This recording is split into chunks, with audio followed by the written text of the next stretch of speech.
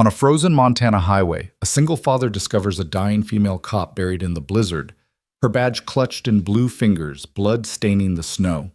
His daughter trembles in the cab of the truck. His golden retriever refuses to leave the woman's side. What begins as a desperate rescue spirals into a fight against corruption that will shake the entire police force. Follow my story to the end and comment the city you're watching from so I can see how far my story has traveled. The Montana highway vanished into a storm of white death. Snow hurled itself across the windshield in relentless waves, blinding headlights, muting every sound but the wail of wind. The old pickup truck crawled along the road tires, crunching ice, engine growling, as if even the machine wanted to quit. Inside, Ethan Cole gripped the steering wheel so tightly his knuckles had gone pale. He leaned forward as though the extra inches might pierce the wall of snow. Beside him, 8-year-old Lily pressed her mittened hands against the fogged glass. Her breath formed clouds, soft puffs that disappeared as quickly as they came. In the bed of the truck, the golden retriever stirred. Hunter, restless, rose and let out a sharp bark that cut through the storm like lightning cracking a midnight sky. "Easy, boy," Ethan muttered, eyes never leaving the road. But Hunter didn't ease. He leapt from the bedpaws, hitting the snow with a muffled thud, golden fur swallowed by white. He didn't look back. He only ran. Ethan's heart lurched. "Damn it, Hunter!" Daddy Lily cried, twisting in her seat. "He's going after something?" Ethan braked tires, skidding before catching again. He threw the truck into park and ripped his door open. The blizzard slammed into him, stealing his breath, freezing his eyelashes in seconds. He could barely see the shape of Hunter through the white curtain. The dog was digging powerful legs, carving trenches, nose pressed to the snow. "Stay in the truck!" Ethan shouted over the storm. "Lock the doors!" Lily's frightened eyes stared at him, but she obeyed, pulling the handle, the click of the lock lost in the wind. Ethan stumbled forward, boots sinking into drifts that reached his shins. Each step felt like dragging lead through cement. The cold pierced straight through layers of denim and flannel, biting into skin. And then he saw it, a splash of red in the endless white. Blood. Dark crimson soaking the snow. Hunter whined and pressed his body, low golden fur spreading warmth across someone. Ethan dropped to his knees, his breath caught. A woman lay half buried in the drift. Her fingers were stiff, clutching a badge. Her uniform, torn and crusted with ice, clung to her frame. Her lips were blue eyes, closed skin gray as ash. For a heartbeat, Ethan thought she was gone. "God almighty," he whispered. Hunter pressed tighter, nose nudging at her chest. His tail gave a single wag, the signal Lisa had trained into him long ago. A signal Ethan hadn't seen in years. Alive. Weak, but alive. Ethan's calloused fingers found her neck. There, faint, thready, but a pulse. His chest tightened with relief. "Daddy, is she dead?" Lily's small voice cut through the blizzard like broken glass. She'd cracked the window, her face pale, eyes wide. No, Ethan shouted back. Not dead, but close. Hunter shifted, pressing his weight against the woman as though determined to keep her tethered to life. Ethan's mind flashed to Lisa, his late wife, long nights in the barn, her voice steady as she trained Hunter for search and rescue. "He'll save lives when we can't, Ethan. He'll know what to do when we don't." That was before the cancer, before she slipped away, leaving Ethan with a daughter, a dog, and a silence that never really left. He shook off the memory. Now wasn't the time. He yanked off his jacket, heavy and lined with wool, and draped it over the woman, tucking it beneath Hunter's warm body. "Hold her, boy. Keep her warm." The retriever's ears flicked, tail twitching once. Obedience, acknowledgement. Ethan looked at the woman properly now. She was young 30s, maybe. Dark hair matted with blood against her skull. A scar cut across her eyebrow, old but deep. She looked like someone who had fought, who had lived through violence before tonight. "We need to move her," Ethan muttered, though the words were nearly carried away by the gale. He slid his arms beneath her. She was light. Too light. Her body limp, fragile as frost on glass. Hunter leapt back into the bed of the truck as Ethan staggered through the drifts, the woman cradled against his chest. But before climbing into the cab, Ethan's eyes caught something in the snow. Tracks. Not footprints. Tire marks. barely visible beneath the fresh fall, but there, leading from the road to the embankment where she had been lying, then back again. Someone had driven here, dumped her, left her to die. This wasn't an accident. Hunter's low growl rumbled deep, vibrating in his chest. He'd seen it too, smelled it. Ethan's stomach twisted. Through the snow far down the highway, faint headlights flickered, then vanished into the void. He climbed into the cab, laying the woman across the bench seat, Hunter pressing close to her once more. "Daddy?" Lily's voice trembled. "Who would do this?" Ethan pressed the accelerator. The old truck roared, pushing through the storm. "I don't know, baby, but someone wanted her gone." The tires bit into ice, carrying them away from the place where innocence had frozen. Inside the cab, silence pressed down, broken only by Lily's soft sobs, Hunter's steady breathing, and the faintest gasp of air from the woman clinging to life. Ethan glanced at her face. The scar. The badge still in her hand. Something about her seemed heavier than just another stranger, like she carried the weight of something larger, something dangerous. He tightened his grip on the wheel. "Hold on," he whispered, unsure if he spoke to her, to Lily, or to himself. The hospital lights finally cut through the snow, glowing like salvation in the blizzard's fury. Ethan didn't know then that bringing her there would set off a chain reaction, that saving one woman in the snow would drag his family into the heart of a storm darker than any winter Montana could throw. The fluorescent lights of Millbrook Falls Hospital glowed like a sanctuary against the raging storm outside. But the moment Ethan pushed through the sliding doors carrying the unconscious woman in his arms, the sanctuary already felt fragile, like glass ready to crack. Snow clung to his jacket, his beard even to Lily's mittens, as she hurried behind him, clutching her sketchbook like a shield. Hunter patted at Ethan's side, fur damp and eyes sharp, unwilling to leave the stranger he'd pulled from the edge of death. The automatic doors sighed shut. The blizzard was muffled, but inside the air smelled of antiseptic, sharp and metallic like bleach and old fear. "Help!" Ethan's voice boomed through the lobby. "Somebody, she's freezing to death." Nurses rushed forward, the squeak of their shoes on linoleum slicing through the silence of the nearly empty waiting area. A gurney clattered into place. Hands reached for the woman, peeling Ethan's jacket away, fastening oxygen over her pale lips. "Hypothermic," one nurse said sharply. "Pulse weak," another confirmed. Dr. Martinez, lean and steady, with eyes that had seen too many nights like this, snapped on latex gloves. "Get her to Trauma 1. Now."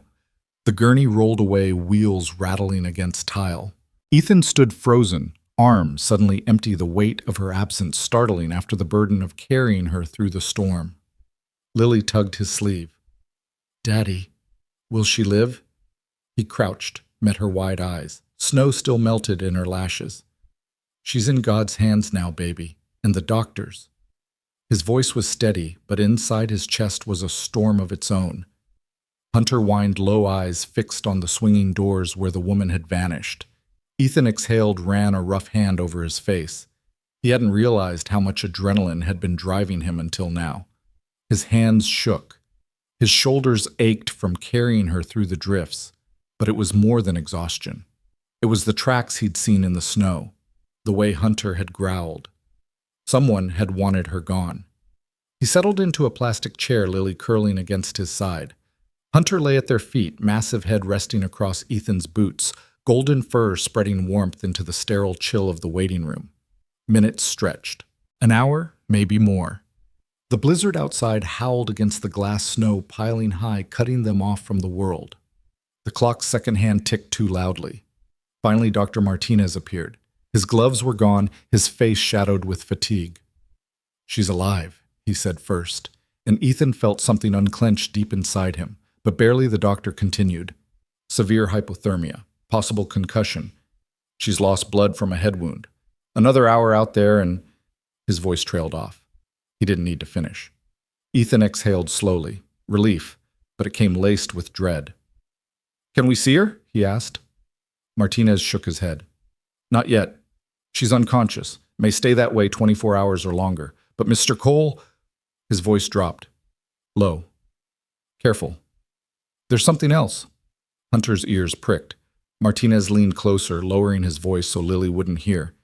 She has defensive wounds, cuts, bruises. Someone attacked her. This wasn't an accident. Ethan felt the cold seep into his bones again, not from the storm, but from the truth settling like ice in his blood. Someone had tried to kill her, and now his family was entangled. Hunter pressed tighter against Ethan's leg as though he too understood the shift, the danger rising like a shadow that had followed them inside. The doors hissed again. Another figure entered the waiting room, tall, broad-shouldered, a presence that filled the sterile space like smoke. Sheriff Dalton Briggs. His boots thudded against tile hat dripping snow. His pale eyes swept the room, landing first on Ethan, then on Lily, then on the golden retriever whose hackles rose immediately. "I heard you found someone up on the pass," Briggs said. His voice was smooth, but underneath it was a rasp, a predator's purr. Ethan rose slowly, protective hand on Lily's shoulder. "Yeah. My dog found her." Briggs's gaze lingered on Hunter, then slid to Ethan's face. "Detective Rachel Moore, Denver PD. Not from around here. Strange thing her ending up half dead on our mountain road." The way he said "our" made Ethan's skin crawl. Briggs clicked a pen, pulled a small notebook from his coat. The sound was sharp, mechanical, threatening in the quiet hospital. "I'll need your full statement, Ethan. Every detail." The weight on the word "every" was heavy. Heavy enough that Rachel, unconscious down the hall, seemed to shiver even in her coma. Ethan's jaw tightened. "I told the doctor what happened. My dog Briggs cut him off with a smile that never touched his eyes. Funny thing, a storm like this, visibility near zero. Yet your dog knew exactly where to find her, almost like he was trained." Hunter growled low and dangerous. Ethan placed a calming hand on the retriever's head, but inside fury twisted. Lisa trained him. "My wife. Before she died. Search and rescue. Mountain team stuff." Briggs scribbled, head tilted. That smile again sharp as broken glass. Convenient. Lily clung tighter to Ethan's coat. She didn't understand the words, but she felt the danger in the sheriff's tone. Ethan met Briggs' pale eyes, and for the first time realized the storm outside wasn't the only one he'd be facing. The sheriff tucked his notebook away, but his voice lingered like frostbite. "State police will want to know why a Denver detective ended up bleeding in my county. You'll be hearing from us." He turned and walked away. Boots echoing against the linoleum, each step sounding like a countdown. Hunter's growl followed him until the doors sighed shut behind his frame. Ethan's hand clenched into a fist. He looked down at his daughter, then at his dog, and felt the weight of choices he hadn't asked for but could no longer avoid. This woman, Rachel Moore, wasn't just a stranger in the snow. She was a fuse lit in the dark, and now his family was standing too close to the flame. The door sighed shut behind Sheriff Dalton Briggs. Silence settled, the hard kind, heavy and clinical, like a lid lowering over a jar. The waiting room hummed with the thin electricity of late-night hospitals, vending machine buzz, a distant printer spitting a label, a cough from some unseen corridor. Outside, the blizzard kept grinding its teeth against the glass. Ethan stayed standing for a beat, jaw tight, hand still on Lily's shoulder, the warmth of his palm an anchor for both of them. Hunter's growl faded to a vigilant thrum in his chest, then fell away to steady breathing as the dog laid his head back on Ethan's boots. Daddy, Lily whispered, "I don't like that man." Ethan swallowed. "You don't have to," he said softly. "You just have to let me handle him." "How?" He didn't answer. Not because he didn't want to, because he didn't know. Dr. Martinez returned slower this time, shoulders, a little hunched, eyes rimmed with the fatigue of a town doctor on a winter storm night. He gave Lily a small smile, gave Hunter a careful professional glance, then looked to Ethan. "She's stabilized," he said. "We've got her warmed fluids running oxygen on a slower flow. We'll monitor through the night. If she keeps trending the way she's trending," he shrugged, "we'll see." "And the sheriff?" Ethan asked. The sheriff, Martinez said carefully, "has a badge and keys to all the doors. But I have patience. He'll get whatever he needs at the appropriate time. Not before." Ethan nodded, a grateful flicker in his eyes. "Go home," Mr. Cole Martinez added softer. "Get the kid warm. Let the dog lie down somewhere that doesn't smell like bleach." Ethan looked at Lily, then at the swinging doors that had swallowed the woman in uniform. He shook his head. "We'll wait." Martinez studied him, saw the set of his shoulders, the kind that doesn't move when it's supposed to. "All right," he said. "I'll bring blankets." Time stretched. It did the thing time does in hospitals, elongating, tightening, loosening, turning the minute hand into a slow, silver river. Ethan bought a coffee from a machine that thunked like a bad engine. It tasted like pennies and cardboard. He drank it anyway. Lily colored in silence, tongue caught in the corner of her mouth, the crayon squeaking faintly on cheap paper. She drew a dog, a woman in the snow, a truck with a big blue windshield. She drew snowflakes like little asterisks falling across the page. Hunter listened. That's what it looked like listening. To vents, to the elevator, to footsteps, to the weather gnawing at the building trying to get in. At some point, midnight folded into 2 in the morning, then into 4. The storm kept speaking in white noise. A nurse draped a fleece over Lily's knees. Another tucked a second blanket around Ethan's shoulders without breaking stride. Ethan took his ring from his jeans pocket and turned it between thumb and forefinger. He didn't put it on. Not anymore. But sometimes he needed the circle in his hand, the symbol of something that had not ended so much as changed shape into absence. "Miss Moore," a nurse's voice floated down the corridor, then vanished. Names, Ethan thought. She had one, not just a badge and a wound and a scar. Rachel Moore. He turned the name over in his mind until it softened, until it felt less like a headline and more like a person. Morning came gray, then winter blue. Snow still fell slower now. The glass panes were frosted at their corners, feathered with delicate patterns that looked like handwriting from another century. Lily slept curled like a comma against Ethan's side, Hunter's back pressed to her boots, the dog's breath warming the plastic chair legs. A nurse touched Ethan's shoulder. "Mr. Cole." He blinked himself back to the room. "Yeah, she's asking for water," the nurse said. "And she asked who brought her in." Ethan stood too fast, the blood surging up, then dropping. He steadied himself with a hand on the chair. "Can my daughter?" Later the nurse said, gentle but firm. "Let's keep it quiet for the first few minutes." She glanced at Hunter. "He can come if he stays at the foot." "He'll stay," Ethan said. "He knows how." They walked the white corridor together, the nurse out front, Ethan following Hunter's nails, clicking soft, controlled. Doorways slid past, 1, 2, 3 single beds and beeping machines, and the smell of iodine and warmed blankets, and the human sound of someone somewhere crying into a pillow. Trauma 1. The nurse eased the door open. The room felt both loud and very, very quiet. Monitors clicked and hummed. Oxygen whispered. The fluorescent lights were dimmed. Outside the world was a wash of pale blue. Inside, Rachel Moore lay propped against pillows, hair clean, but still damp, a bandage wrapping her temple like a white question. Her eyes were open. Clearer than Ethan expected. A cop's eyes, he realized. They took inventory door window equipment, exits him and then Hunter. Something in her face loosened. Not relief exactly. Gratitude with caution folded into it. "Hey," Ethan said, stopping short of the bed. "I'm Ethan Cole," she said. Voice raw, low, but steady. Then with a small curve of her mouth. "And that's the hero." Hunter's tail wagged twice. He moved to the foot of the bed and put his head on the blanket with deliberate gentleness, as if he'd learned somewhere not to tug on tubes. Rachel's gaze went glassy for a second. Her fingers, those strong, nicked fingers, moved into his fur like they were finding a handhold on a cliff. She took a breath that sounded like winter air when the lungs burn. "I remember the cold," she said. Then warmth. Heat against my chest. Fur. The smell of a tremor. Dog. Life. Ethan let out a sound he hadn't known he was holding in.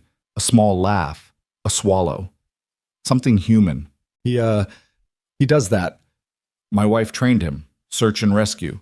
He caught himself the past tense, catching his ribs in a familiar bruise. She was good at it.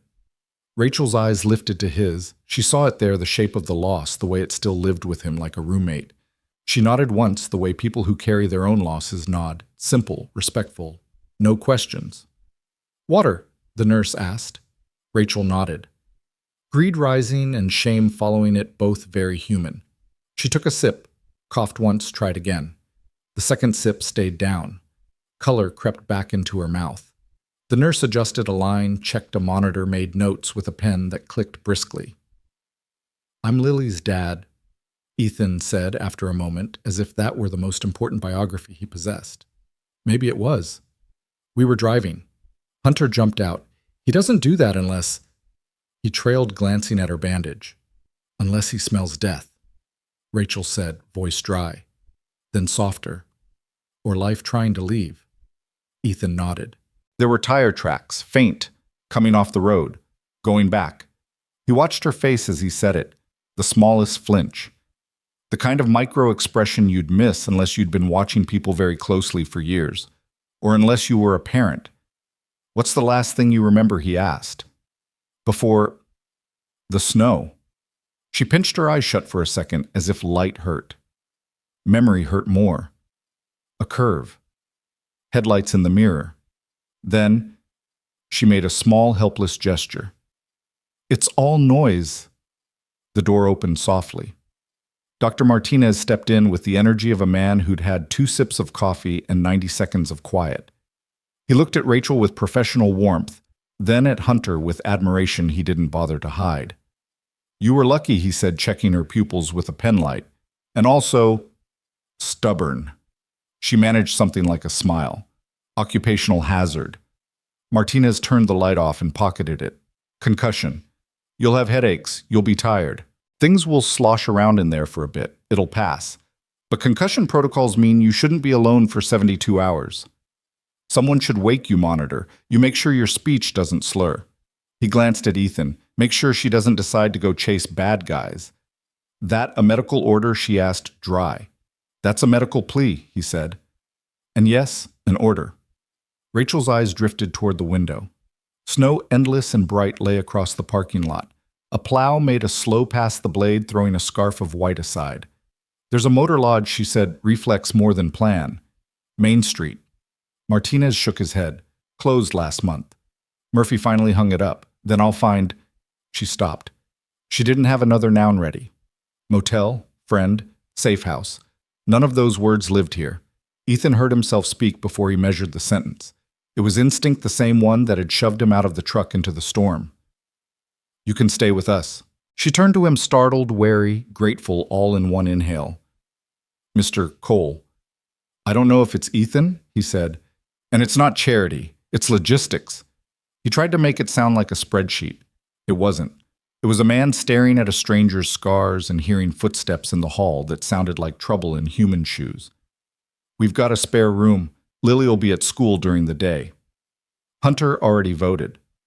At the foot of the bed, Hunter thumped his tail once, then placed it carefully back along his flank, like he'd filed an official statement. Rachel looked at the dog, then at the man, then away. She breathed in shallow, out slower. The room seemed to contract around the question and expand around the answer.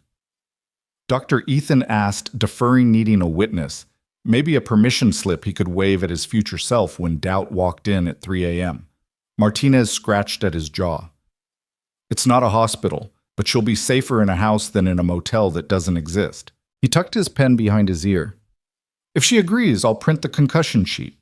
You'll read it, twice." Rachel shut her eyes. For a moment she wasn't in the bed. She was in a hallway, a stairwell, a cold garage with a light that flickered at bad times. She saw a face, heard a voice, felt the shift in the air just before a hit comes. She opened her eyes. The man beside the bed was steady. The dog's presence hummed like a heartbeat you could lean against. The winter outside waited, but inside there was a small, warm gravity that felt like a choice. "I don't want to put your daughter in danger," she said, voice lower now. "True. All the way down to the bone." "Lily's already in danger," Ethan said, just as true, just as low. "From me lying to her. From me pretending that monsters don't wear badges. I won't let them near her, not without me in the doorway." Rachel studied him. He wasn't performing. He wasn't polishing a speech. He was a widower who had decided to be a wall. She had spent a career deciding when to be a door and when to be a blade. The calculus shifted. "Okay," she said. The word was small. It carried the weight of a squad car. For 72 hours. 72 hours, Ethan echoed. Then I'm gone, she added. Reflex self-preservation masquerading as courtesy. Then you're better, he corrected. And we'll see. The door cracked open. A small face peered around the corner. Dad, Lily whispered, then saw Rachel and flushed. Oh, sorry. It's all right, Martinez said, smiling. Come say hello, Miss Lily, and then let our detective rest. Lily tiptoed in boots squeaking. She held her drawing like a diploma. She stopped at the foot of the bed, mirrored Hunter without meaning to, side by side, girl and dog, sentinel and sentinel. I drew this, she said, lifting the paper with two gloved hands. It's you, in the snow. But you're not cold in the picture, because Hunter is there. Rachel took the drawing. The paper shook. She pressed her lips together, trying for composure. It came out as a tremulous smile. It's beautiful, she said, and meant it so completely that the air in the room seemed to warm a fraction. Thank you, Lily. You can sleep in our guest room, Lily announced, decisive as only children and generals are. It has the best window. The moon comes right there. She pointed to an imaginary square in the air. And Hunter can sleep on the rug, Lily Ethan said gently, a soft caution in the syllables. Rachel looked down at the drawing so Lily wouldn't see her eyes fill. The sketch dog had a heroic smile. The woman had a halo of pencil warmth. The snow looked like stars. Okay, Rachel said again, this time to the little girl who had offered her the moon. The monitors went on monitoring. The snow went on falling. Somewhere down the hall, a phone rang twice and stopped. Martinez printed a discharge plan, the pages spooling out like a recipe for how to walk through the next 3 days without breaking. Ethan thanked the doctor, thanked the nurse, thanked the universe, or tried to. Gratitude comes out awkward when it has to squeeze past fear. He folded Lily's drawing, then unfolded it again, smoothed it on his thigh, and didn't fold it a second time. 72 hours. Rachel murmured, eyes on the window voice, finding a steadier pitch. We can do a lot in 3 days. Ethan heard the cop in that sentence, the strategist. He also heard the human being who'd almost been erased by a ditch full of snow and someone else's intent. He nodded once. We'll use every hour, he said. Hunter exhaled long and satisfied, as if a decision had been made he had been waiting for them to make. He shifted his weight, rested his chin on the quilt, and stared at the door like a soldier guarding a threshold. Outside, the storm began to tire. Inside, a different one prepared itself quietly. Not wind, not ice. People, plans, names. The kind that leaves no drifts but does leave scars. When the nurse dimmed the lights another notch and eased out, Ethan stepped back. Rest, he said. We'll be here. Rachel let her eyes fall closed. The dog's warmth at her feet. The child's drawing on the bed tray. The widower's voice in her ears, the kind that could hold a room steady even when the floor shifted. She let sleep climb toward her. She let it take her. On his way back to the waiting room to gather Lily's things, Ethan passed the vending machine against the far wall. In the reflection on its clouded plastic, he saw a shape move past the nurse's station. A tan coat, a pale gaze, a hat brim like a blade. He stopped breathing for a beat, then started again in short, silent measures. When he turned his head to look straight on, the corridor was empty. The machine's hum filled the space where footsteps might have been. He told himself it was nothing. He told himself the sheriff had gone home. Hunter, back in the room, opened one eye and looked at the door without lifting his head. Then he closed his eye again, but not all the way. Rest would come, but not easily, and not for long. Morning broke across Montana like a bruise, gray, heavy, spreading slowly over the town. The blizzard had weakened, though its remnants still swirled in the air, a restless ghost refusing to let go. Icicles clung to the hospital's awning, dripping slowly drop by drop, as if measuring time with cold precision. Inside, fluorescent lights flickered with a low hum. Machines beeped in steady intervals. Somewhere down the hall, a nurse pushed a cart, the wheels squeaking against waxed linoleum. Ethan sat slumped in a chair beside the bed, a styrofoam cup of coffee cooling in his hand. His beard was damp from melting snow that had refused to dry overnight. Dark circles pooled beneath his eyes. He had dozed in fragments, never fully sleeping, always half alert like a soldier standing guard. Lily was curled in the second chair, knees to her chest head, pillowed on her folded arms. Her sketchbook was clutched against her stomach, a crayon still loosely pinched between her fingers. Hunter, loyal as always, stretched across the foot of the bed, his golden fur pressed against the thin blanket. His chest rose and fell in rhythm with the woman lying above him. Rachel stirred. Her eyelids fluttered once, then again, heavy with the weight of both medication and pain. Her hand moved instinctively to her temple, finding the bandage that still wrapped her head. She inhaled sharply when the ache reminded her what had been done. A faint moan escaped enough to pull Ethan from his half-sleep. He straightened, set the coffee down, leaned forward. "You're awake," he said, voice low, threaded with relief. Rachel's eyes opened fully now, adjusting to the dim light. She blinked at him, then at Hunter, then finally at the child curled like a fragile bird in the chair. Confusion flickered, then clarity. "You're... Ethan..." She rasped, her throat raw. He nodded. "Ethan Cole. That's Lily." He gestured gently toward his daughter. "And that's Hunter." Her eyes softened at the sight of the retriever, her hand reaching almost instinctively toward the fur beneath the blanket. Hunter's tail thumped once deliberate, as though confirming recognition. Rachel swallowed. "Your dog saved my life." Hunter wagged again, eyes steady, as if he understood every word. Ethan leaned back, the chair creaking under his weight. "He's good at that. My wife." He stopped, drew in a breath. She trained him. Before she passed. Rachel's lips parted. Her eyes met his, lingering with something unspoken. She saw the grief resting there, a shadow carved deep. She didn't push. She didn't need to. Instead, she whispered, "I remember. Cold. Snow swallowing me. Then, warmth. It was him. Pressed against me. I thought I was gone. Then I wasn't." Her voice cracked. "The memory of almost dying is never neat." Ethan cleared his throat, searching for steadiness. "You held on. That's what matters." Rachel looked at him, then really looked. The tired but strong face, the rough hands still gripping his knees as though he needed something solid. The way his daughter trusted sleep in his presence. And the dog steadfast at her feet, eyes like sentinels in the dark. "I owe you all more than I can say," she whispered. Ethan shook his head. "You don't owe us. You owe yourself to keep fighting." Silence followed, thick and human, the kind where truths hang unspoken. Then Lily stirred. She stretched, yawned, rubbed her eyes with tiny fists. When she noticed Rachel awake, she gasped, springing upright. "You're alive," Lily blurted, innocent, stripping away hesitation. She scrambled forward, holding up her sketchbook with pride.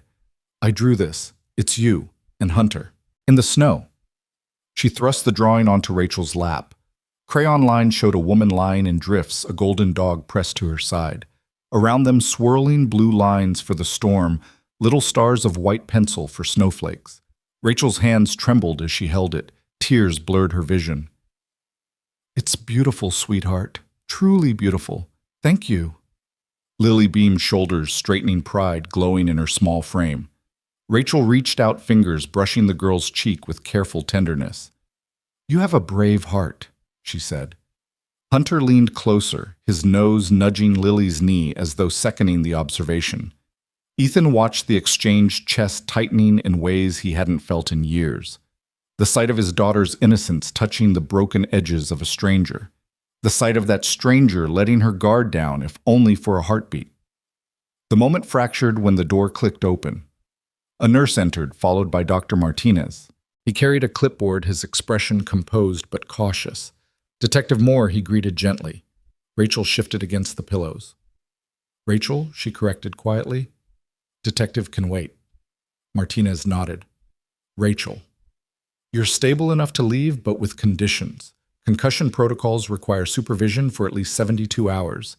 Do you have family nearby?" Her lips pressed together. The pause stretched long. "No. No family here." The doctor raised his brows. "Friends, colleagues." Rachel's gaze flicked briefly to Ethan, then away. "No. Just work contacts." Martinez's frown deepened. "Then I can't recommend you stay alone." "I'll be fine." Rachel set her tone a little too quick. No, Ethan interrupted, voice firmer than his own thoughts had prepared. You won't. Rachel turned, startled. The motor lodge is closed, Ethan continued. Nowhere else safe. Stay with us, just until you're strong enough. Lily clapped her hands together, her joy unfiltered. Yes, she can sleep in Mommy's old room. The words froze the air. Ethan's breath hitched. His hand gripped the chair until his knuckles whitened. Rachel's face softened, guilt rippling through her features.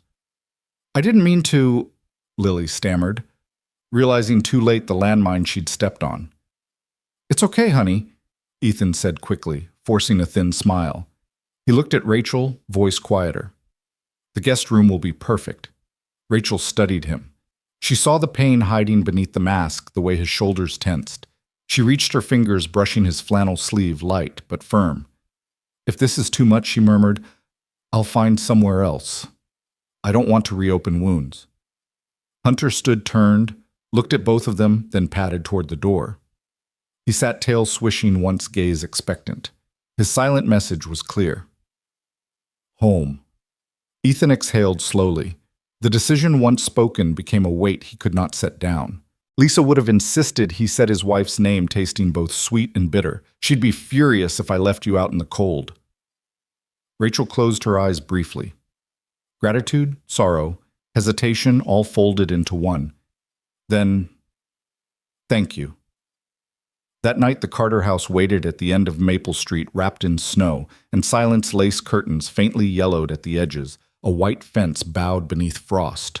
A place that looked like a painting, like safety. But for Ethan, Rachel, Lily, and Hunter, it was about to become the center of a storm no weather report had warned them about. The Carter house stood against the fading storm, like something from a half-forgotten painting. White-clapboard walls, weathered but sturdy, a porch that wrapped around the front, and a tire swing dangling from the old oak tree out front, its rope frozen stiff with ice. Snow blanketed the yard in an untouched sheet, muffling every sound, softening every edge. But underneath that quiet lay the unspoken weight of a home marked by loss. Ethan parked the truck engine, ticking in protest as it cooled. He stepped out first, boots crunching in the snow, then turned to help Rachel from the cab. Her legs were shaky stiff from hospital rest and the bruises blooming under her uniform. Hunter jumped down gracefully, circling once before trotting toward the porch, tail high, as if announcing they had returned to safe ground. Lily bounded out next, backpack swinging from her shoulder, a grin lighting her small face. This is our house, she announced proudly, as though it were a castle and not a modest two-story that creaked in winter. You're going to love it, Miss Rachel. Wait until you see the swing? Rachel smiled, though her face was pale, her body fragile. It's beautiful, she said softly, her gaze lingering on the garden beds, dormant now, but clearly once cared for by a tender hand. She noticed the lace curtains neat but a little frayed. The porch railing, painted white, bore small chips where a child's hands had likely gripped too tightly, and the photographs she glimpsed through the front window frames where one face had been cut away like a wound hidden in plain sight. Inside, warmth spread from the wood stove, its iron belly glowing the air thick with the smell of burning cedar. Ethan carried Rachel's small overnight bag, while Lily kicked off her boots, scattering clumps of snow across the entryway. Hunter shook himself, sending a spray of melted flakes across the floor. Lily laughed, trying to brush him down with a towel. You're all wet. Rachel stepped carefully into the living room, her boots squeaking on the old wood. Her eyes traced every detail, the hand-carved shelves holding mismatched books, the faded sofa with a quilt draped across it, the family photos on the mantel, where Lisa's smile had been carefully trimmed out of each frame. It was a home still breathing through grief, a house that tried to look whole when it wasn't. Daddy, Lily asked suddenly, innocent curiosity, sharp as ever. Can Miss Rachel sleep in Mommy's room? The question cut through the air like an axe. Ethan froze, mid-step, bag dangling from his hand, his jaw clenched, his eyes clouded. The weight of memory pressed hard enough that even Hunter paused tail, stilling as though sensing the shift. Rachel's breath caught. Lily, sweetheart, she said gently, the guest room will be just fine. I don't want to take anyone's place. Ethan found his voice low and rough. The guest room's ready. That'll be perfect. He turned, avoiding Rachel's eyes, and carried her bag down the narrow hall. She followed slowly, fingertips grazing the wallpaper, its floral pattern faded to ghosts. At the end of the hall, Ethan opened a door into a small but welcoming space. A bed, neatly made, a dresser, a lamp with a chipped shade, and curtains that framed the window like soft arms. Rachel stepped inside, lowering herself onto the bed with care. She pressed her palm against the quilt, feeling its warmth, the fabric worn but clean. "Thank you," she whispered. Ethan stood awkwardly in the doorway, one hand braced against the frame. "If it's too much, if it stirs up things, you just say the word. I'll take you back to town." Rachel shook her head. "You've already done more than enough. I'll manage." She hesitated, then added, "I don't want to bring trouble here. Not to you. Not to Lily." His eyes met hers. In them she saw the steady resolve of a man who had already lost everything once and wasn't willing to let someone else slip away. "Lisa would have wanted me to help," he said quietly, "and I'm not about to let you walk out into danger." Hunter padded into the room, then circled once and flopped onto the rug beside the bed, his body curling protectively at her feet. His tail wagged once, then stilled as if confirming the matter was settled. Rachel smiled faintly, reaching down to stroke his fur. "Seems like he's decided for us." For the first time that day, Ethan's lips curved into something like a smile. "Yeah, he usually knows best." That night the house fell into the rhythm of sleep. Lily's laughter faded into dreams upstairs. The wood stove crackled, filling the air with the scent of cedar. But Rachel lay awake in the guest room, staring at the ceiling, the quilt pulled to her chin.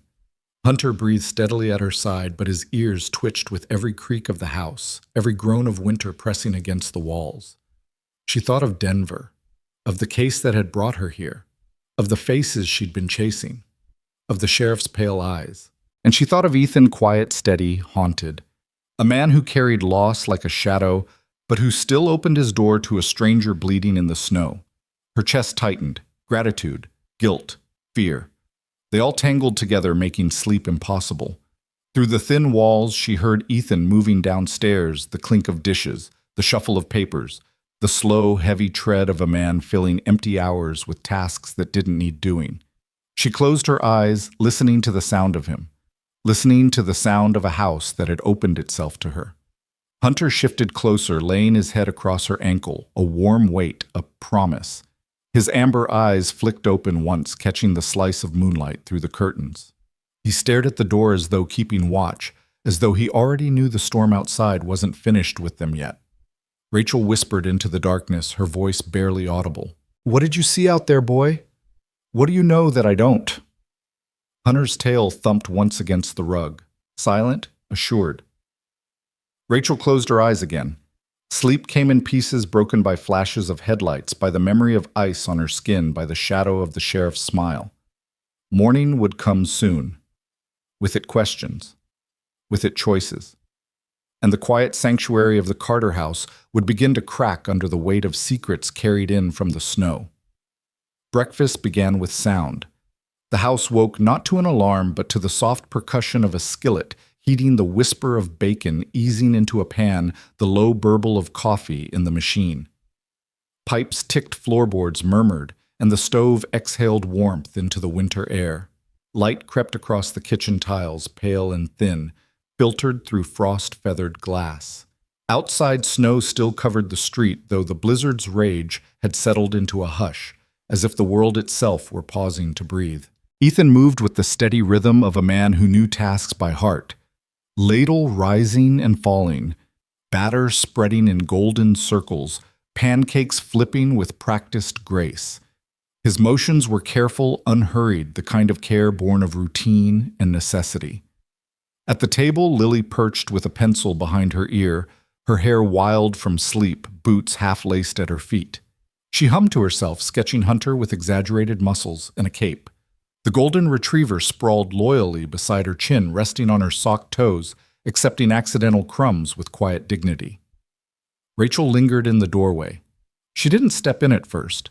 She simply watched, letting the warmth of the scene reach her before she claimed a place in it. The air carried the scent of cedar smoke, maple syrup, and the faint metallic tang of snow melting in the vents. The ache in her skull pulsed, but it felt farther away here, thinned by the ordinary chaos of family life. Ethan glanced up. "Morning." His voice was low, steady, a word meant to be a blanket. "Morning," she echoed, her throat still rough. He nodded toward the chair. "Sit. You're on light duty. Fork napkin breathing." Rachel's lips twitched. "I can handle 2 of those. Which 2? "We'll find out." Lily's head popped up. "You're awake?" "Awake," she declared, flipping her sketchbook. "Tell me your favorite animal that isn't Hunter. I need new material." Rachel moved carefully to the chair, grateful for something solid beneath her. "Owls," she said after a pause. "They listen before they move." Lily considered this with solemnity. Owls are wise, but they can't wag their tails. She returned to her drawing. Hunter still wins. The dog thumped his tail once, sealing the verdict. Ethan slid a plate in front of Rachel pancakes and a neat stack bacon curled in an arc, a square of butter beginning to melt. He placed a mug beside it, steam curling into the air. The coffee's warmth reached her even before the taste did, settling against her like a quiet hand. "You don't have to cook for me," she murmured. "I like to," Ethan said, flipping another pancake. "Makes the house feel less empty." The words hung between them, simple, unadorned. Rachel's fork hovered in midair. She saw Lisa in the empty spaces, the careful curtains, the spice jars lined just so. Love leaves fingerprints. Grief tries to erase them. Living brings them back. Lily whispered into Hunter's ear, "She likes owls. That means she used to be sad, but now she's getting better." The retriever blinked at her, perhaps understanding, perhaps just angling for another crumb. Rachel cut a small piece of pancake. The flavor was ordinary and perfect. "This is good." "Credit the griddle," Ethan said. "It handles pressure better than I do." "And better than the sheriff?" Lily added impulsively, then clapped a hand over her mouth. Rachel spoke before the silence grew sharp. "It's all right. You can say what you feel in your own kitchen." Ethan's glance toward her carried a quiet gratitude. He shifted to Lily. "Boots, hat, gloves." "The bus won't wait." "Layers," Lily said, pulling scarves from the basket by the door. "Dad always hides hand warmers in my backpack." "I know you know," Ethan said. "That's why I hide too." Rachel sipped her coffee, watching them move around each other with an ease she hadn't felt in years. It was dangerous, this kind of watching. Attachment could cut deep. But Hunter pressed lightly against her shin, as though reminding her that sometimes rules don't save you. "People do." "Headache?" Ethan asked quietly. "About a 3, she said. "Dizzy if I move too fast." "Then we'll keep it slow," he answered. She laughed once, surprised at the sound. She hadn't heard herself laugh in months. When Lily was finally bundled and ready, Ethan walked her out to the curb, Hunter trotting proudly beside her. Rachel stayed in the doorway, one hand braced against the frame, watching them cross the snowy yard. Father, daughter, dog, like a single shape stitched together by devotion. The school bus sighed to a stop, its doors opening with a hiss. Lily hugged Ethan, kissed Hunter's nose, then darted back to Rachel. She reached up on tiptoe, pressing her mitten to Rachel's cheek. "Be careful," she whispered. "You can borrow my owl." Rachel swallowed hard. "I'll return it with interest." Lily grinned, then climbed aboard. The bus swallowed her, carried her down the road. Hunter stood watching until it disappeared, then turned back, his job done. Back inside, Ethan set a glass of water in front of Rachel. "Doctor's orders," he said. "Walk a little, drink, rest, repeat." She raised the glass, her smile faint. Board-certified in decency. He looked away at that, embarrassed, though a trace of warmth lingered in his face. They moved slowly through the downstairs, Rachel holding the back of a chair for balance. Ethan filled the silence with stories of ordinary things. The neighbor's broken sink, the oak tree that dropped its swing last summer. Lily's insistence that gravity was personally rude. Rachel stopped once, hand-pressing the sofa. "I'm using you," she said bluntly. Ethan met her gaze. "Then use us toward daylight," he answered. Her lips parted, caught between warning and gratitude. "Pieces of the truth," she said finally. "That's all I can give you now. My contact in Denver sent word, trust no one. That doesn't happen unless the rot goes higher than a sheriff." "Then we gather," Ethan said. His voice was steady like stone. Quietly. You play the part. We'll play the cover. She looked at him at the man who had opened his door in a storm. You don't even know how dangerous this is. He shook his head. I know enough. I know my daughter is safer when the truth is out than when it's hidden. Hunter shifted suddenly. He rose, ears pricked, gaze locked on the lace curtain at the front window. His body stiffened, the fur along his spine rising. What is it? Ethan asked, already stepping closer. Rachel moved beside him, hand tightening around the back of a chair. Together they peered out. The street looked ordinary, a neighbor shoveling his walk, snow drifted from the rooftops. Nothing wrong, nothing obvious. Hunter growled low, then exhaled, laying back down as if satisfied he had made his point. Rachel whispered, I hate that I trust him more than a badge. Then trust him, Ethan said. They returned to the kitchen, both carrying the silence of that warning. Rachel sank onto the couch, fatigue pulling at her again.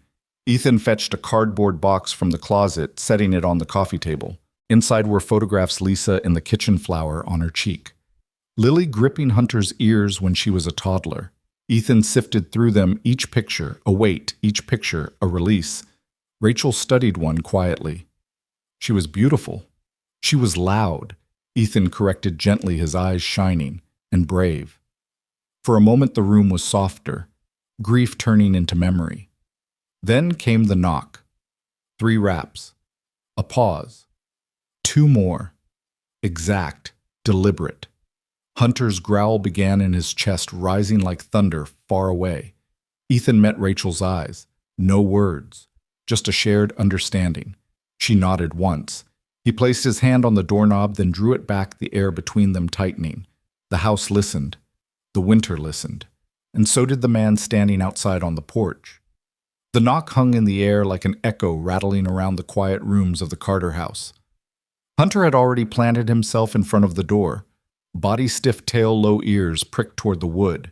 His growl vibrated like a low engine idling, waiting for Ethan's command. Rachel's pulse climbed. She rose halfway from the couch before the room tilted, a flash of dizziness, reminding her of the concussion. She gripped the armrest hard, forcing her body still. Her eyes never left the door. Ethan stood motionless. His hand hovered just above the knob, but didn't touch it. 3 seconds passed. Then 4. The silence pressed like another weight. The knock came again, slower this time. 3 raps. A pause. 2 more. Exact. Who is it? Ethan's voice carried steady, but Rachel heard the tension coiled inside it. A pause. Then a voice. Smooth calm, threaded with ownership. Sheriff Dalton Briggs, just checking in. Rachel's stomach dropped. Her fingers clenched around the fabric of the couch. Hunter barked once sharp before dropping back to a guttural growl. Ethan slid a look at her. A silent question. Do I open it? Rachel shook her head, lips pressed tight, but Briggs's voice came again, louder this time. Ethan, you gonna leave your sheriff standing out here in the cold? That's not very neighborly. Ethan exhaled slowly. He bent, whispered to Hunter, a sound too low for Rachel to catch. The dog's growl softened, though his body remained a barrier. Stay where you are, Ethan murmured to Rachel. Then he opened the door. Snow swept in first, a rush of cold air curling around boots and coats, and then Briggs filled the frame, broad shoulders dusted with flakes, pale eyes cutting into the warm interior like blades. He stepped in without waiting, stomping snow off his boots, gaze sliding over the room like a searchlight. Cozy, he said, as though the word were an accusation. His eyes lingered on the stove, the breakfast plate still in the sink, Lily's crayons scattered across the table. Then they landed on Rachel. Well now, he said softly. Detective Moore. On her feet already. Rachel kept her face calm, her body still. Sheriff? Doctors must work miracles here, Briggs continued, peeling his gloves off finger by finger. A couple days ago, you were half dead in the snow. Now you're having pancakes. Ethan's jaw flexed. She's recovering. Doctor's orders were rest, not interrogation. Briggs's smile was all teeth, no warmth. Just a friendly visit. Wanted to hear directly from the detective herself before state police arrive. You know how paperwork likes every detail. He pulled his notebook from his coat pocket again, the click of his pen loud in the small room. He didn't sit. He stood tall, filling space, his posture calculated. Rachel's pulse hammered in her temple. She forced her voice steady. I remember driving up the pass. Weather deteriorated. Next thing I knew, I woke in the hospital. That's it. Briggs tilted his head. That's it. Head injuries, Ethan interjected. Doctor said memory can be patchy. Briggs's gaze shifted. Funny, she can remember medical advice, but not how she ended up face down in my county's snow. Hunter took a step forward, teeth barely bared a sound like thunder rolling deep in his chest. Control your animal, Briggs said flatly, though he didn't move closer. He's reading you, Ethan replied evenly. Rachel could feel the air thickening, each second stretched tight. She thought of her FBI contact's warning, trust no one. She thought of the tire tracks in the snow. She thought of Briggs's eyes, pale as death, calculating as a ledger. Briggs clicked his pen shut, sliding it back into his pocket. Denver PD will be sending someone.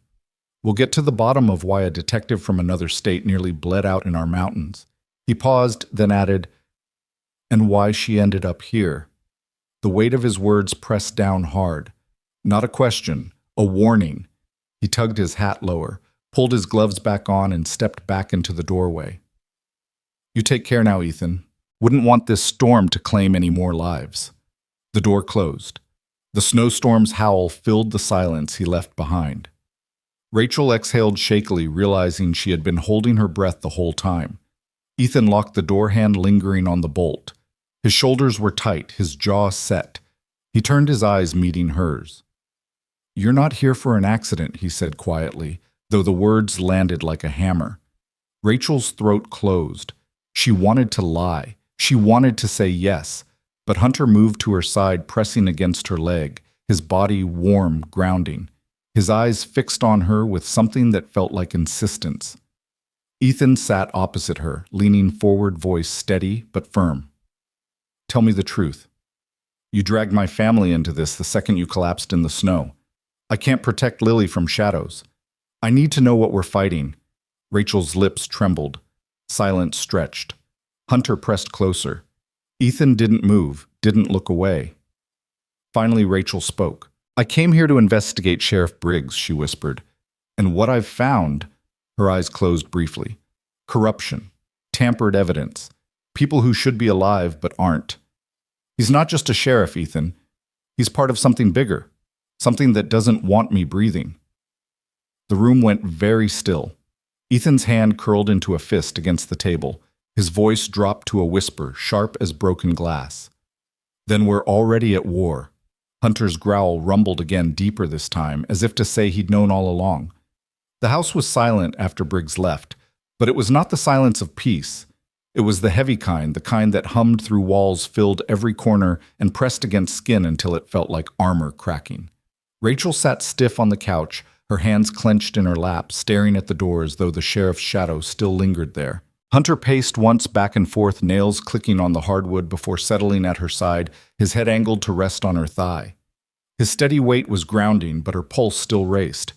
Ethan leaned against the doorframe, arms crossed, the muscle in his jaw working like a stone caught in the river of his face. He studied her, waiting, not demanding, just waiting. Finally, he spoke, his voice quiet but implacable. Start talking. Rachel looked down at Hunter, fingers threading into his fur. If I tell you, you can't unknow it. And if Briggs even suspects what you know, Ethan cut her off. He already suspects. He stood in my house and tried to measure how much I'd break. So either you tell me now or I send you back into that storm and hope you're gone before he decides to come back. Her head snapped up, eyes flashing. You'd really throw me out after saving me. His stare held steady. Not throw you out, protect my daughter. I buried one woman I loved. I won't bury my little girl because someone else's fight walked through my door. The air cracked between them. For a moment, only the pop of the stove fire filled the room. Rachel exhaled, shaking her head, voice trembling against the confession. Briggs isn't just a crooked sheriff. He's running a pipeline. Evidence disappears. Witnesses vanish. Cases collapse. Some of the missing children, Ethan. Women. They never resurface. I came here to trace it to document enough to make it stick. But the net is bigger than him. Files suggest state connections, even federal ties. Briggs is a small-town face for something national. Ethan absorbed the words like a blow to the gut. His hand gripped the doorframe tighter. And you're saying they tried to silence you out there on the pass? Rachel nodded. Yes. Someone knew where I'd be, knew my route. They forced me off the road, dragged me out, and left me there to freeze. Briggs made sure he arrived at the hospital not as rescuer but to intimidate. He wants me gone before Denver sends backup. Hunter growled low, the sound vibrating against her legs. Ethan stepped forward, lowering himself into the chair opposite her. His dark eyes met hers, steady, solid. So what's your plan? Rachel's lips twisted. I had one. Gather evidence, survive long enough to hand it over to the Bureau. But my contact in Denver... She hesitated. They warned me before I blacked out, trust no one. Which means the rot isn't just here. It runs deeper. I don't know who in law enforcement I can turn to. Ethan sat back, slowly exhaling through his nose. His gaze flicked to Lily's crayon drawings scattered on the table, then back to Rachel. Then it's just us. Rachel's throat tightened. I didn't want to drag you into this. You didn't have a choice, Ethan said, voice hard. Neither do I. Briggs looked at my daughter like she was leverage. That was enough. Hunter lifted his head, ears pricked as if affirming Ethan's words. Rachel's chest ached with a strange mixture, guilt, yes, but also a spark of something she hadn't felt in months. Not trust. Not yet. But the possibility of it. You're a handyman, she said softly, almost accusing. What can you possibly do against men like him? Ethan's mouth curved into something grim, almost humorless. Fix things, break things, slip into places nobody notices. People talk when they think I'm just patching a wall. And my wife? His voice faltered, then steadied. She trained Hunter. She believed he could read danger better than any man. Turns out she was right. Rachel studied him. He wasn't boasting. He was laying out the quiet truth of his life. Tools, survival, observation. Skills people underestimated until they mattered. Then we're in this together, she said, her voice a thread of steel beneath the exhaustion. Ethan leaned closer, eyes narrowing. No. Understand me. If Briggs pushes, if things go sideways, Lily comes first. Always. I will burn this whole town to ash before I let him touch her. Rachel held his gaze. I wouldn't ask for anything else. Silence stretched again, but it was different now. Not emptiness. Agreement. A pact forged in shadows and necessity.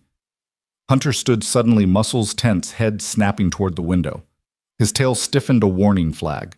Ethan rose instantly, moving to the curtain. He parted it just enough to peer out. A car idled across the street. Black. Windows tinted too dark for a town this small. The exhaust puffed steady clouds into the cold morning air. Rachel's pulse spiked. They're watching. Ethan let the curtain fall back. His face was stone. Then we moved carefully, every step. Hunter pressed his body against Rachel's leg, eyes locked on the window. The Golden Guard braced for whatever storm waited just beyond the glass. Inside the Carter house, the fire crackled a fragile circle of warmth. But outside, the game had already begun, and the enemy was no longer hidden. The black sedan didn't leave. Its engine rumbled low, a mechanical heartbeat pulsing across the frozen street. Exhaust curled into the air, white against the blue morning, vanishing into the cold like breath from a hidden predator. Rachel sat on the couch, body-rigid eyes fixed on the window, though the curtain was drawn. Every instinct screamed trap. She had lived with the paranoia long enough to know when her fear was justified and when it wasn't. This time, it was justified. Hunter hadn't moved from his post at the window. His body was angled forward, ears pricked tail, stiff muscles tense in the way that spoke louder than words. Danger. His low growl was steady now, a drumbeat against the silence. Ethan stood at the table, hands braced on the wood knuckles, pale. His mind was already turning gears the way it did when he had to fix a machine with missing parts. Only this time, the broken system was his entire town. Could be state police, he muttered, though his tone carried no belief. Rachel shook her head. State police don't sit in tinted sedans across from houses at dawn. That's surveillance. Briggs's men, her throat tightened. Or worse, the Bureau's compromised. My last contact warned me trust no one.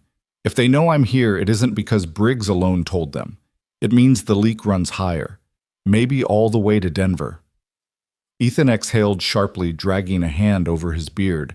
He glanced at the stairs at Lily's closed bedroom door. She was still asleep, breathing safe for now, in the cocoon of blankets, dreaming children's dreams. But every second that car idled outside her world tilted closer to something that would shatter it. Rachel leaned forward, pressing a palm against her temple where the bandage still sat. I need to send a message, coded, encrypted. If my bureau contact is still clean, they'll know what it means. If not... She stopped, her voice fracturing. If not, Ethan finished grimly, we know we're alone. Hunter gave a short bark, one loud snap of sound, then went back to his growl. It was as if he understood every word, punctuating the truth they already felt. Ethan grabbed his coat. We're not staying in this house, not with Lily upstairs in that car out there. Rachel rose unsteady but resolute. Where would you go? He paused, eyes dark. There's a workshop out back. From the road, you can't see the windows. If I angle a mirror through the side, I'll know how many are inside that car. Who's watching? Ethan. He held up a hand. If I don't check, then we're sitting ducks. If I do check, at least I know what storm is about to hit my family. Rachel's chest tightened. This wasn't his fight. She dragged him into it. And yet the way he spoke, steady, practical, protective, left no room for argument. I'll come with you, she said. The hell you will? He snapped sharper than he intended. Then softer. You're barely standing. You stay here. Watch Lily. Hunter stays with you. Hunter barked once as though disagreeing with the division of duties. Ethan crouched, staring into the dog's amber eyes. Guard them, he said firmly. No one in. No one near. Hunter licked his hand-tail, swishing once in reluctant agreement. Rachel's eyes followed Ethan as he pulled on gloves and hat, his silhouette filling the doorway. The door creaked as he eased it open, letting in a knife of cold air before slipping out. The seconds stretched. Rachel stood at the window, breath fogging the glass. She pulled the curtain aside just enough to see Ethan move low across the yard, his figure blending into the snowbanks. He slid into the side of the workshop, vanishing from sight. Her pulse drummed in her ears. She counted breaths. She listened for the sound of an engine revving, doors slamming, men shouting. But the sedan remained still, a predator content to watch. Upstairs, Lily's footsteps pattered. Rachel forced calm into her voice. Morning, sweetheart, she called even as her throat threatened to close. Breakfast is still on the table. Lily descended in striped socks, hair tangled, clutching a stuffed animal. She blinked at Rachel, then at Hunter, growling low at the window. Why is he doing that? Rachel forced a smile. Just keeping watch. That's his job. Hunter flicked his ears back as if to agree. Minutes later, Ethan returned. Snow dusted his shoulders, his breath sharp in the cold air as he closed the door behind him. Well, Rachel asked too quickly. His face was grim. 2 men inside. Suits. Not locals. They've got binoculars. They're not even trying to hide the surveillance. Rachel's stomach dropped. Then it's not Briggs alone. This is higher. Ethan nodded. They're waiting, watching, measuring how we move. Lily's small voice cut in.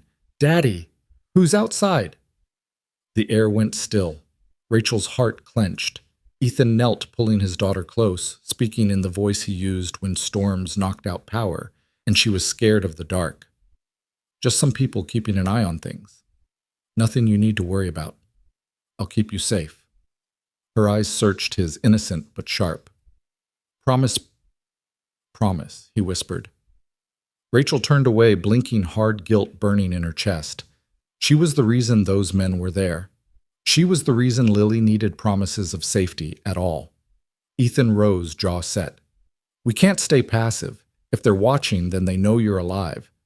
And if Briggs knows you're alive, then he's planning the next move, Rachel whispered. And if he moves before Denver arrives? Hunter growled again, louder now, staring at the window as though he could already see the next step in the game. Ethan placed his hand on the dog's head, steady grounding. Then he looked at Rachel, his eyes full of a resolve that cut through her fear. Then we don't wait, he said. We move first. The fire popped in the stove. Snow slid from the roof outside. The sedan's engine purred steady as ever. And inside the Carter house, lines were being drawn quietly without ceremony, but unbreakable. The sedan never left.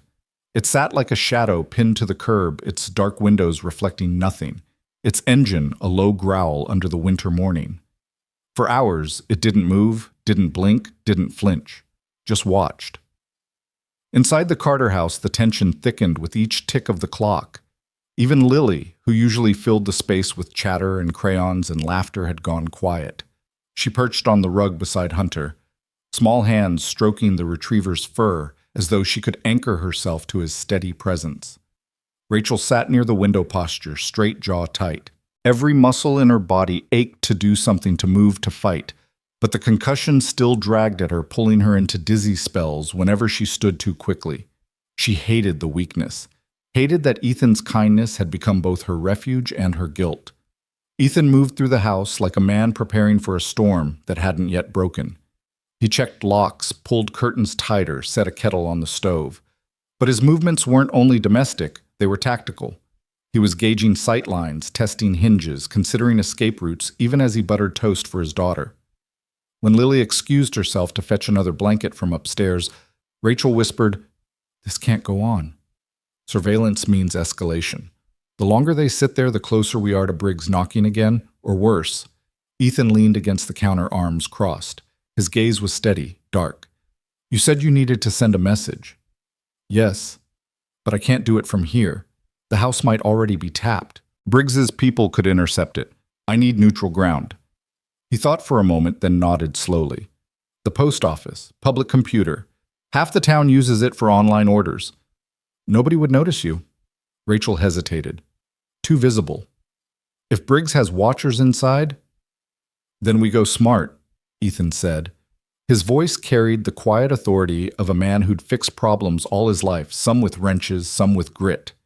"I'll go about my day. Folks expect me to. Handyman jobs or cover. You'll walk in like you're picking up mail. Hunter will be with you. Nobody questions him."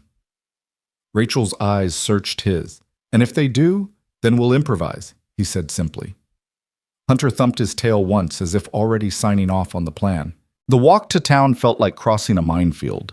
Snow squeaked under their boots, the cold biting at every exposed patch of skin. Rachel kept her scarf high around her jaw hat, pulled low. Ethan carried a toolbox, his cover story playing in the way he trudged down the street. Hunter walked pressed to Rachel's side, every step deliberate golden fur bright against the snow. His head swiveled constantly, ears twitching at sounds no human could catch. The sedan pulled away from the curb once they turned onto Main Street. Slow, deliberate. It didn't try to hide itself. "They're letting us know," Rachel muttered, breath clouding the air. "They want us nervous." "They succeeded," Ethan said under his breath, though his stride never faltered. The post office door jingled as they entered.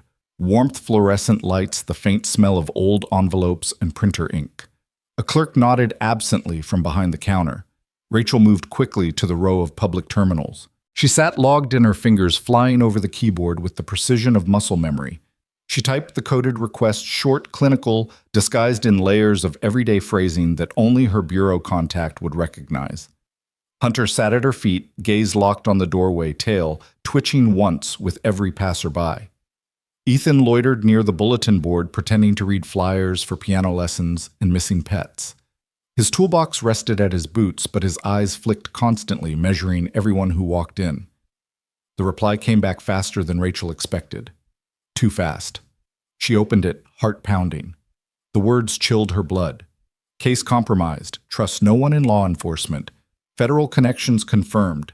Corruption extends to cabinet level. Maintain cover. Await extraction instructions. Her hands went cold on the keyboard. She stared until the letters blurred. Rachel Ethan's voice was low but sharp. She turned her face pale. "It's bigger than I thought. Briggs isn't just a corrupt sheriff. He's tied to federal players. This isn't about a county or a town. It's a network." Ethan's jaw tightened, which means if they want you gone, they won't stop. Rachel finished, voice hollow. Hunter suddenly stiffened. His ears pricked, hackles rising. He growled, the sound vibrating against the floor. Rachel followed his gaze. Through the glass door of the post office, she saw it. Briggs's patrol car rolling slowly down Main Street. He didn't look at her. He didn't need to. His presence alone was the message. Her stomach nodded. He knows I'm here. Then we leave. Now Ethan said, already reaching for his toolbox. Rachel logged out, hands trembling, nearly fumbling the keys. She stood moving fast. Hunter pressed close at her thigh. Together they slipped out the side door, taking the alley instead of the street. The cold air bit at her face. Snow crunched under boots. Somewhere behind them, an engine revved. Hunter barked once, sharp and urgent, pulling ahead. His nose-lifted ears locked on something down the alley. Rachel felt adrenaline surge sharp and hot, but Ethan's hand on her arm steadied her. "Keep moving," he said. She did. But every step felt like one closer to the line where watching would end and action would begin. And when that line was crossed, she knew none of them would walk away unchanged. The alley was narrow, hemmed in by brick walls veined with frost.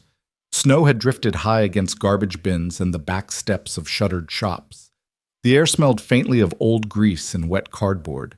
Their boots crunched too loudly on the icy ground, every step echoing like a flare against the silence. Hunter trotted ahead, body low head, swiveling with deliberate precision. His growl rumbled now and then, short bursts, as though he were talking in a language Ethan and Rachel could only half understand. Behind them, the faint hum of an engine crawled closer. Tires hissed on snow. A door slammed somewhere out of sight. Ethan tightened his grip on the toolbox in his right hand. His jaw-clenched muscles ticking under his beard. He angled his body slightly in front of Rachel the way he did without thinking, as though his frame could become a wall. Rachel adjusted the scarf around her mouth, breath fogging the wool. She fought down the dizziness climbing into her skull. She hated how weak she felt, how unsteady. Her training demanded alertness, precision, but the concussion reminded her with every throb she wasn't at full strength. Hunter, though Hunter, was steady. Hunter never faltered. "Keep moving," Ethan whispered. They reached the mouth of the alley where it spat out onto Maple Street. For a moment the town looked ordinary, snow-dusted storefronts, a diner sign buzzing weakly, a man with a shovel clearing the steps of the pharmacy. But in the reflection of the diner's glass, Rachel saw them. Two men in dark coats, suits underneath, standing too still for townsfolk, too deliberate, eyes hidden by sunglasses, though the sun barely broke through the winter clouds. "Not local," she breathed. Ethan followed her gaze, then pulled her closer. Federal Rachel shook her head faintly, or pretending to be. Either way, they're Briggs's now. Hunter's growl deepened. He stepped in front of them. Muscles coiled, tail stiff. He was no longer just a family dog. He was a sentinel, a line drawn across the snow. One of the suited men lifted a phone to his mouth, murmured something, eyes still locked on the alley mouth. Rachel's instincts screamed, "They're waiting to box us in!" Ethan's eyes flicked across the street, options left toward the diner, right toward the park, or straight into the open where they'd be easy targets. He made the decision like he made all of them, fast, absolute. Left, now. They slipped into the diner. The bell over the door jingled a sound far too cheerful for the storm pressing against them. The smell of bacon grease and burnt coffee hit instantly. A few locals sat hunched over plates, shoulders heavy in winter coats, eyes lifting with idle curiosity. Ethan guided Rachel to a booth in the back where the window faced the alley they had just left. Hunter pressed himself under the table body, wedged tight, still vigilant. A waitress approached, tired but friendly, pencil poised. "What can I get you? 2 coffees?" Ethan said quickly. "And a hot chocolate for my girl when she gets here." Rachel blinked at him, confused for half a second, then realized.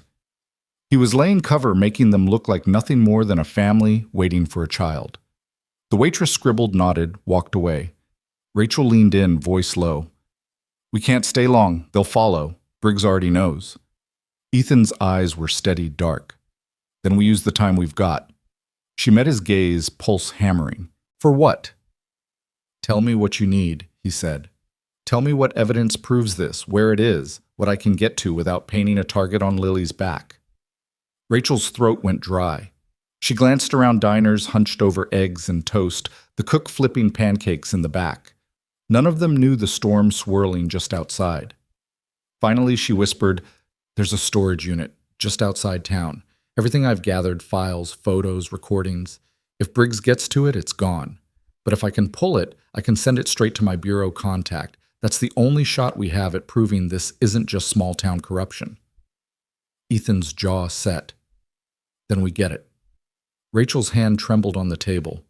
"It's not that simple. They'll be watching it. They already know I came here for something. If I walk in alone, I won't walk out." "Then you're not walking in alone," Ethan said. His voice carried no hesitation, only fact. Hunter's tail brushed against Rachel's shin, deliberate, reassuring.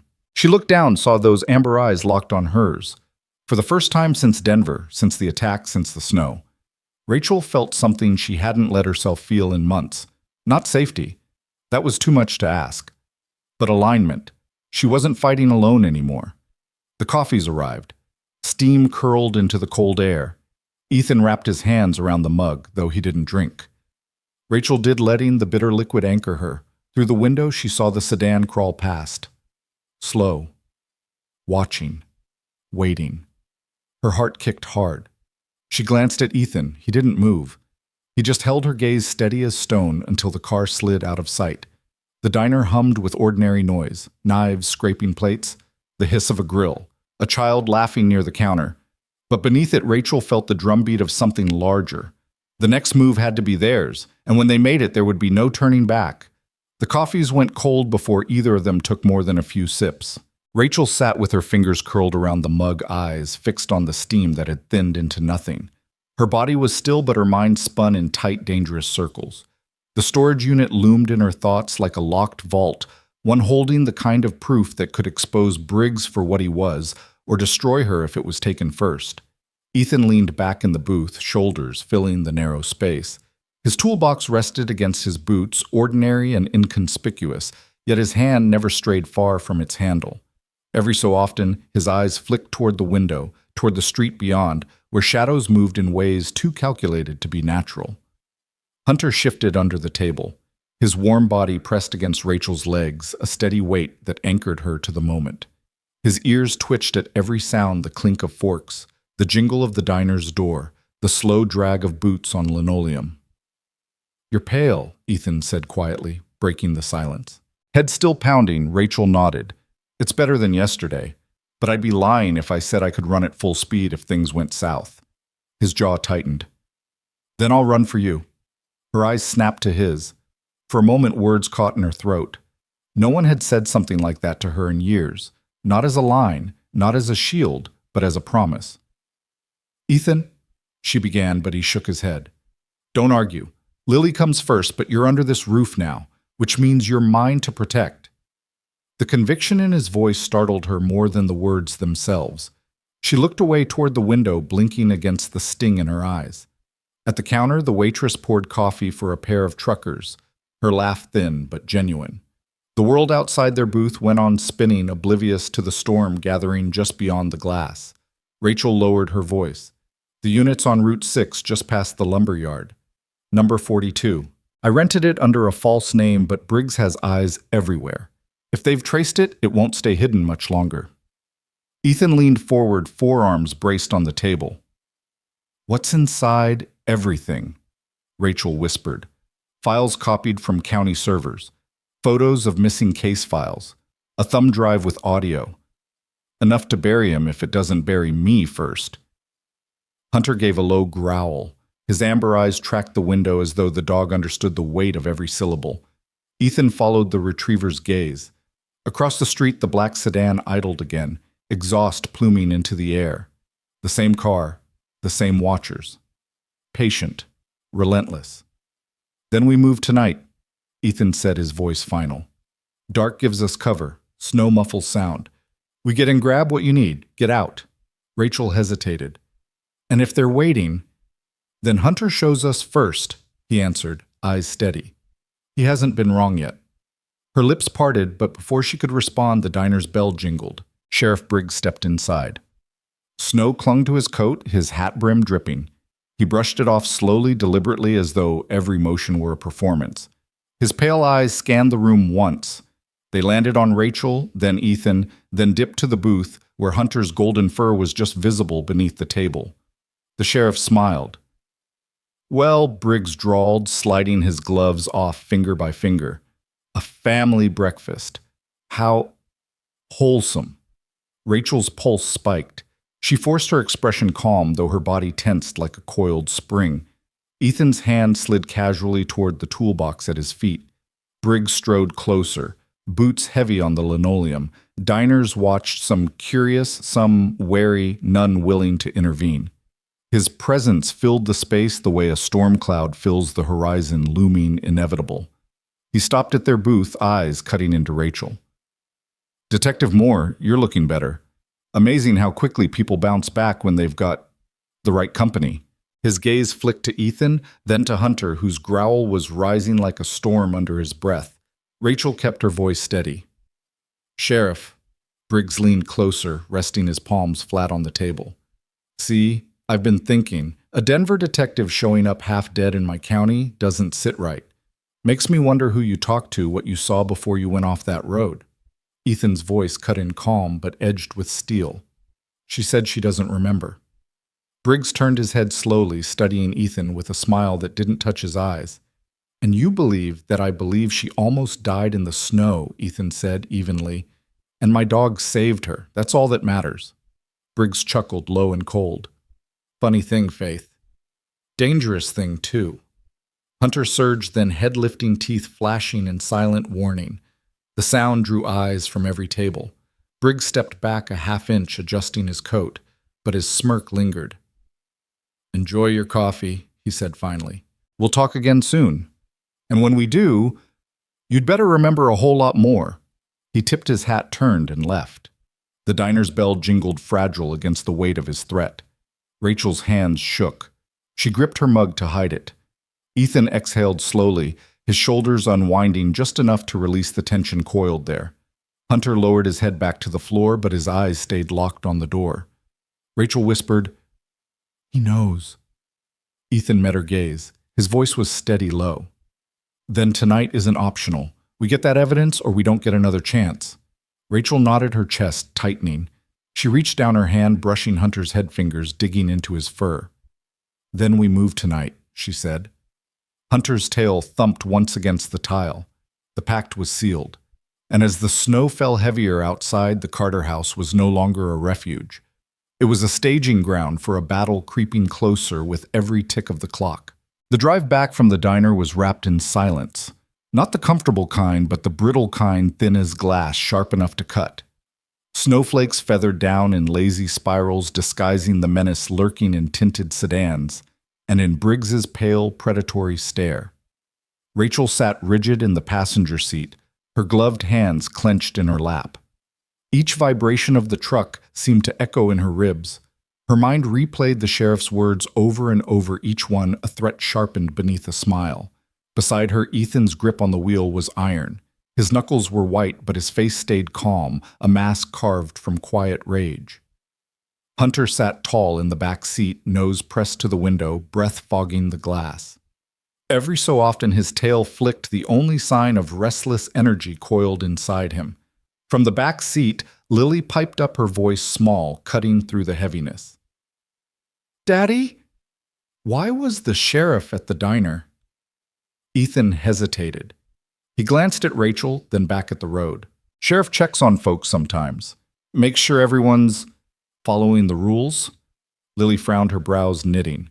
He doesn't feel like rules. He feels like trouble. Rachel turned in her seat, meeting the child's clear eyes. She wanted to say, You're right. She wanted to say he's worse than trouble, but she couldn't. Instead, she reached back and brushed a strand of hair from Lily's face. You're smart, Rachel said softly, and sometimes being smart means keeping what you notice quiet, just for a while. Lily nodded solemnly as though accepting a secret mission. Hunter nudged her arm with his nose, sealing the pact. Back at the Carter house, snow had begun to pile along the fence line, muffling the street beyond. Ethan parked the truck and ushered everyone inside quickly. Curtains were drawn, lights kept low. The stove crackled, filling the air with the scent of cedar smoke. Rachel paced slowly, hand grazing the back of the couch as she moved. The dizziness had eased, but exhaustion clung like a second skin. We have to move tonight, she repeated more to herself than anyone else. Ethan leaned on the counter toolbox at his feet. Then we plan it right. Storage units on Route 6. You said number 42? She nodded. Second row, left side. Blue door. Hunter circled the room once restless before planting himself at the front window. His ears twitched, his body tense. Watching. Always watching. Lily set her crayons on the table, looking up at the adults with a frown far too serious for her age. Are we in danger? The room froze. Ethan crouched beside her, his large hands resting gently on her small shoulders. We're careful, he said. That's different than danger. But yes, we have to be smart. Tonight you stay with Mrs. Patterson down the street. She'll keep you safe. Lily shook her head, eyes wide. No, I want to stay with you.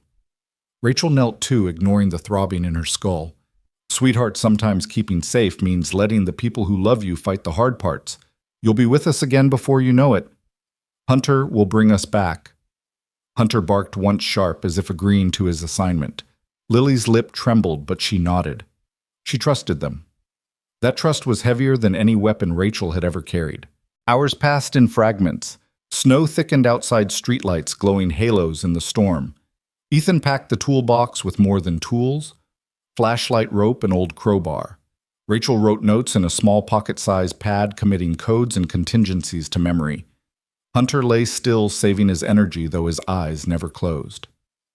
At 7, Ethan walked Lily to Mrs. Patterson's house. Rachel watched from the window as the little girl, bundled in scarves, clutched her father's hand. Mrs. Patterson, gray-haired and sturdy, greeted them at the porch. She hugged Lily close, then ushered her inside. Ethan lingered for a moment, speaking low, then returned through the snow, shoulders heavy. Rachel met him at the door. She'll be safe. She'd better be, Ethan muttered. Because if Briggs even thinks about touching that house... His words cut off, but the fury in his eyes finished the sentence. By 9, the streets were nearly empty. The storm had kept most folks home, their windows glowing warmly in the cold night. Ethan and Rachel stood in the kitchen, coats zipped, gloves ready. Hunter sat between them, silent, sentinel tails still. You sure about this? Ethan asked one last time. Rachel's eyes were steady, though her heart thudded in her chest. If we don't get that evidence tonight, it'll be gone by morning. He nodded, picked up the toolbox, pulled the door open. The night rushed in cold, sharp, endless. They stepped out together. Hunter followed his paws, silent in the snow, his eyes gleaming gold in the dark. The street was empty. The sedan was gone. But the quiet felt wrong. Rachel's breath caught. It's a trap! Ethan's grip tightened on the toolbox. Then we walked straight through it. Hunter growled low and steady as the storm swallowed them whole.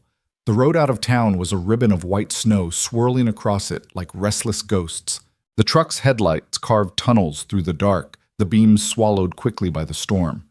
Ethan's hands stayed locked on the wheel, his shoulders tight, every nerve in his body tuned to the night. Beside him, Rachel sat straight despite the ache in her skull. Her eyes never left the windows, scanning the edges of the road, the tree line, the mirrors. Every shadow looked like a threat. Every flicker of light a trap ready to spring. Hunter sat between them on the bench seat, pressed close, his nose twitching at scents that no human could catch. Every so often he gave a low whine, the kind he only made when his instincts screamed louder than reason. Ethan glanced at him once. He doesn't like this. Rachel's lips pressed thin. Neither do I. They didn't speak again until the outskirts of town disappeared behind them, swallowed by snow and distance. The lumberyard loomed ahead, its chain-link fence topped with ice, the skeletal shapes of stacked timber frozen into stillness. Beyond it, the row of storage units sat in darkness, a neat line of blue doors half buried in drifts. Ethan pulled the truck into the shadow of an abandoned maintenance shed. He killed the engine. Silence fell, broken only by the whisper of wind and Hunter's steady breathing. Rachel stared at the row of units, her heart thudded. Number 42. Left side, second row. Ethan reached behind the seat, pulling out the crowbar. He handed her the flashlight. Stay behind me. Her jaw tightened. I'm not helpless. I didn't say you were, he answered, voice flat but steady. But you're concussed, and I promised Lily I'd bring you back. That means I take the front." Hunter's tail gave one sharp thump as though sealing the argument. Rachel swallowed, then nodded. "Fine. But if we get inside, I'm the one who opens it. I know what I left what to grab." They stepped into the storm. Snow crunched under boots, biting wind clawing at their faces. The beam of the flashlight cut through the darkness in a trembling line, landing on rows of doors, numbers painted white and streaked with rust. Hunter led Paws silent, his golden coat glowing faintly against the night. His body was tense, ears flicking back and forth. 39, 40, 41. Rachel counted under her breath. Her gloved fingers trembled around the flashlight. There. Unit 42. Blue door. Lock frozen stiff with ice. Ethan knelt, crowbar poised. He pried once, twice, metal groaning under the force. Finally, the lock snapped, clattering against the snow. Hunter growled, deep, urgent. Rachel spun flashlight, sweeping across the dark. For a heartbeat, there was nothing. Only trees, only snow. Then headlights. Two beams flared at the far end of the lot. A car engine roared, cutting through the storm. Inside now, Ethan barked. Rachel yanked the door up the metal, shrieking against its frozen track. Inside the unit, the air was stale cold, smelling faintly of dust and oil. Boxes stacked high. A metal shelf. A duffel bag she recognized instantly. She lunged for it, grabbing the strap. This one, Ethan grabbed her arm, pulling her deeper inside as Hunter darted in last, the dog's body low, hackles raised. Ethan slammed the door down just as another set of headlights swept across the lot. The unit plunged into darkness. Rachel's breath came ragged, the sound loud in the confined space. Ethan pressed a finger to his lips. Outside, tires crunched. Car doors slammed. Voices carried faintly through the storm. "Check them all. She has to be here." Hunter pressed close to Rachel, his body rigid, ears straining toward the door. His growl was silent this time, only the vibration of muscle against her leg. Rachel clutched the duffel, heart hammering. She whispered so low she barely heard herself. "They know." Ethan's voice was a ghost in the dark. "Then we wait. We don't move until they pass." The footsteps came closer, heavy, boots on ice. Stopped, right outside their door. Rachel's throat locked. Her pulse thundered in her ears. Hunter froze like a statue, not even breathing, as though he knew silence was survival. The voice outside was muffled but clear enough. "This one looks fresh. Lock's broken." Another voice answered, rough, certain. "Briggs'll want eyes on it." Rachel's blood went cold. Ethan tightened his grip on the crowbar. His body coiled ready. But Hunter shifted, moving in front of them both, his body, a barrier, amber eyes burning in the dark. The footsteps lingered, then moved on. 1 second, 2, 10. Ethan exhaled slowly, the sound barely audible. Rachel's knees nearly buckled in relief. She pressed her forehead against the cold metal of the shelf, eyes squeezed shut. But she knew. This wasn't over. They had the evidence. Yes. But they were trapped. And sooner or later the storm outside would break down the thin door between them and the men waiting to erase them. The storage unit was black as a cave, the kind of darkness that seemed to breathe. Rachel's flashlight was off, tucked against her chest, every instinct screaming not to give away their position. Her breath came in shallow bursts, each one loud in the confined space. Ethan crouched beside her crowbar, gripped tight, his broad frame blocking half the cold air that seeped under the door. Hunter stood in front of them both, body braced, silent but ready, the golden fur along his spine rising like a mane. The voices outside grew sharper. This rose clear. "No, check the ones with ice broken off the locks." Rachel's chest constricted. They were seconds away from being found. She pressed her lips to Ethan's ear, whispering so low she barely made sound.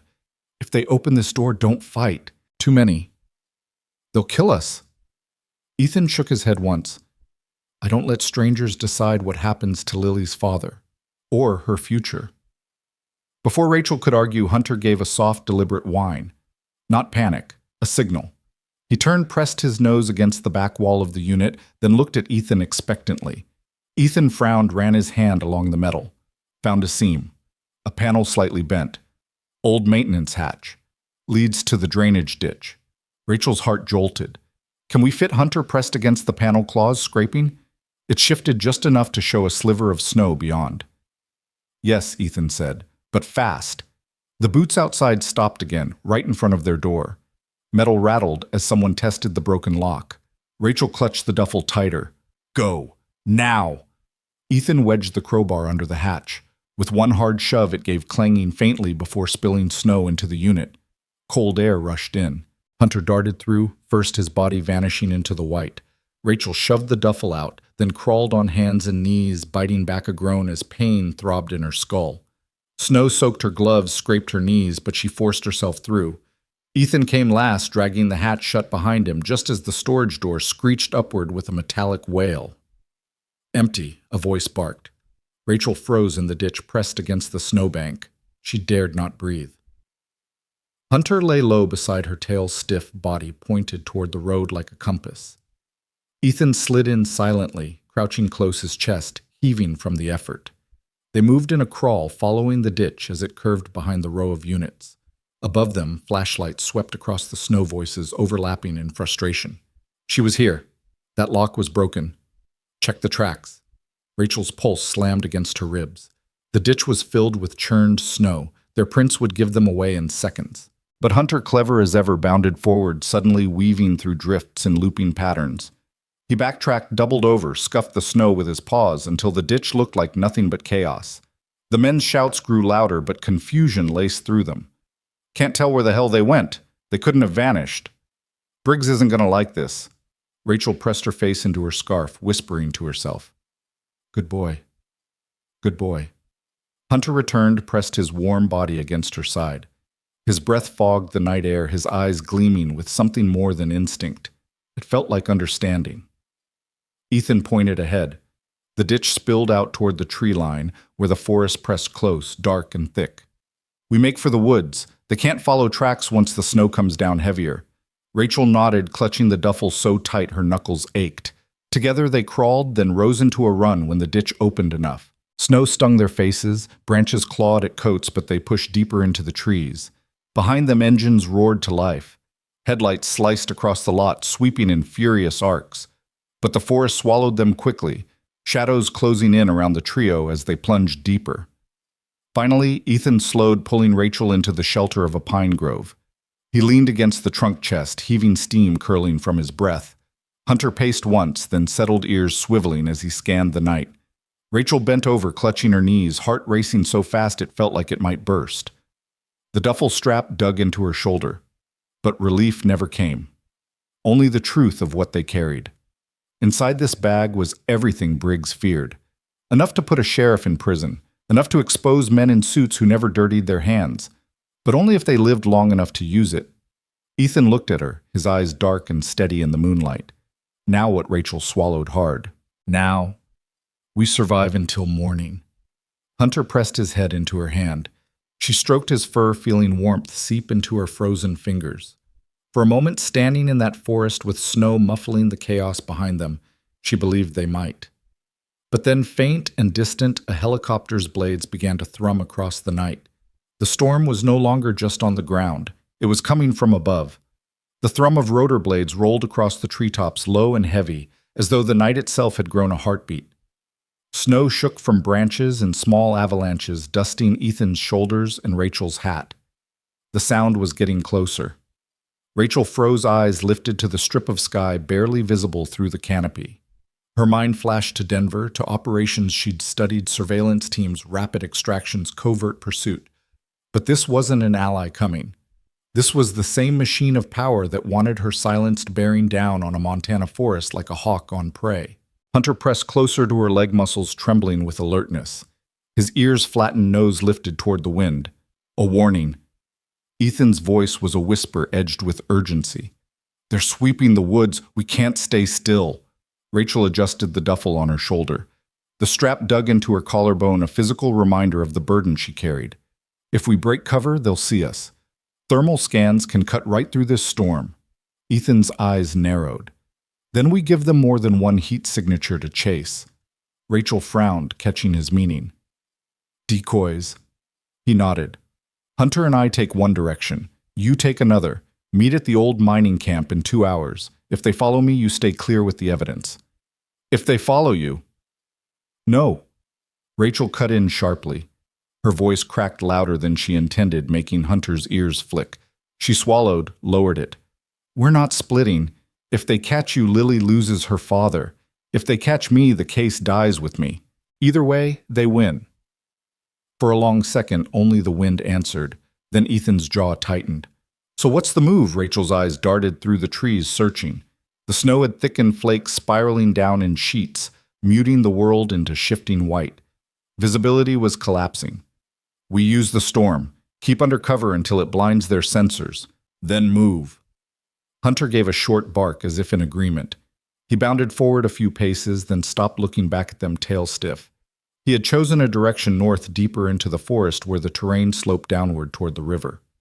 Trust him, Ethan said simply. Rachel did. They ran. Snow clawed at their legs, branches whipped against coats. The duffel thumped heavy against Rachel's side. The storm swallowed their sounds, but the helicopter still loomed, blades pounding overhead, sweeping beams of light slicing through the whiteout in desperate arcs. Hunter led, weaving through trees with uncanny precision, always finding the clearest path, pausing only long enough to glance back to ensure they followed. His golden coat blurred into the snow, but his eyes gleamed when the searchlight skimmed past. Rachel stumbled. Once knees buckling, but Ethan's hand caught her elbow, hauling her upright without breaking stride. Don't stop, he urged, voice ragged from the cold. Her lungs burned. Each breath tasted of ice and metal, but she pushed forward. Because stopping meant capture. Stopping meant Briggs won. They broke through the trees into a shallow ravine. The wind howled louder here, funneled through the natural cut. Hunter leapt down first, paws sinking deep, then scrambled up the other side. Rachel slid after him, nearly losing her footing. Ethan was behind her, instantly steadying her with a firm grip at her waist. His body shielded her as the helicopter's searchlight skimmed the ravine. They froze, pressed against the bank snow, biting into their skin as the light lingered, then shifted away. Ethan's breath was hot against her ear. Go. Now. They scrambled up the far side, Hunter already waiting, ears pricked, body angled toward the north again. Minutes bled into an hour. The forest grew denser, the storm heavier. The helicopter faded, then returned, then faded again. A game of cat and mouse played out in the blizzard. At last, through the curtain of snow, Rachel saw it. The mining camp. Weathered wooden buildings leaned against time roofs caved in by storms past. Rusted equipment littered the clearing, skeletal reminders of lives once lived and abandoned. Ethan slowed, chest-heaving toolbox, still clutched tight. Rachel staggered beside him, every muscle screaming, the duffel dragging her shoulder down. Hunter ran ahead, circled the largest structure, then barked once, sharp, commanding. Safe enough for now. They pushed inside. The door groaned on its hinges, the air thick with dust and the faint stink of rust. Broken bunks lined the walls, a stone hearth gaped black and cold, but it was shelter. Ethan dropped the toolbox. Rachel lowered the duffel with trembling hands. She collapsed onto one of the bunks, head in her hands, breath tearing through her throat. Hunter sat in front of her, pressing his nose into her palm, grounding her again. Ethan stood by the window, peering through the cracks in the boards.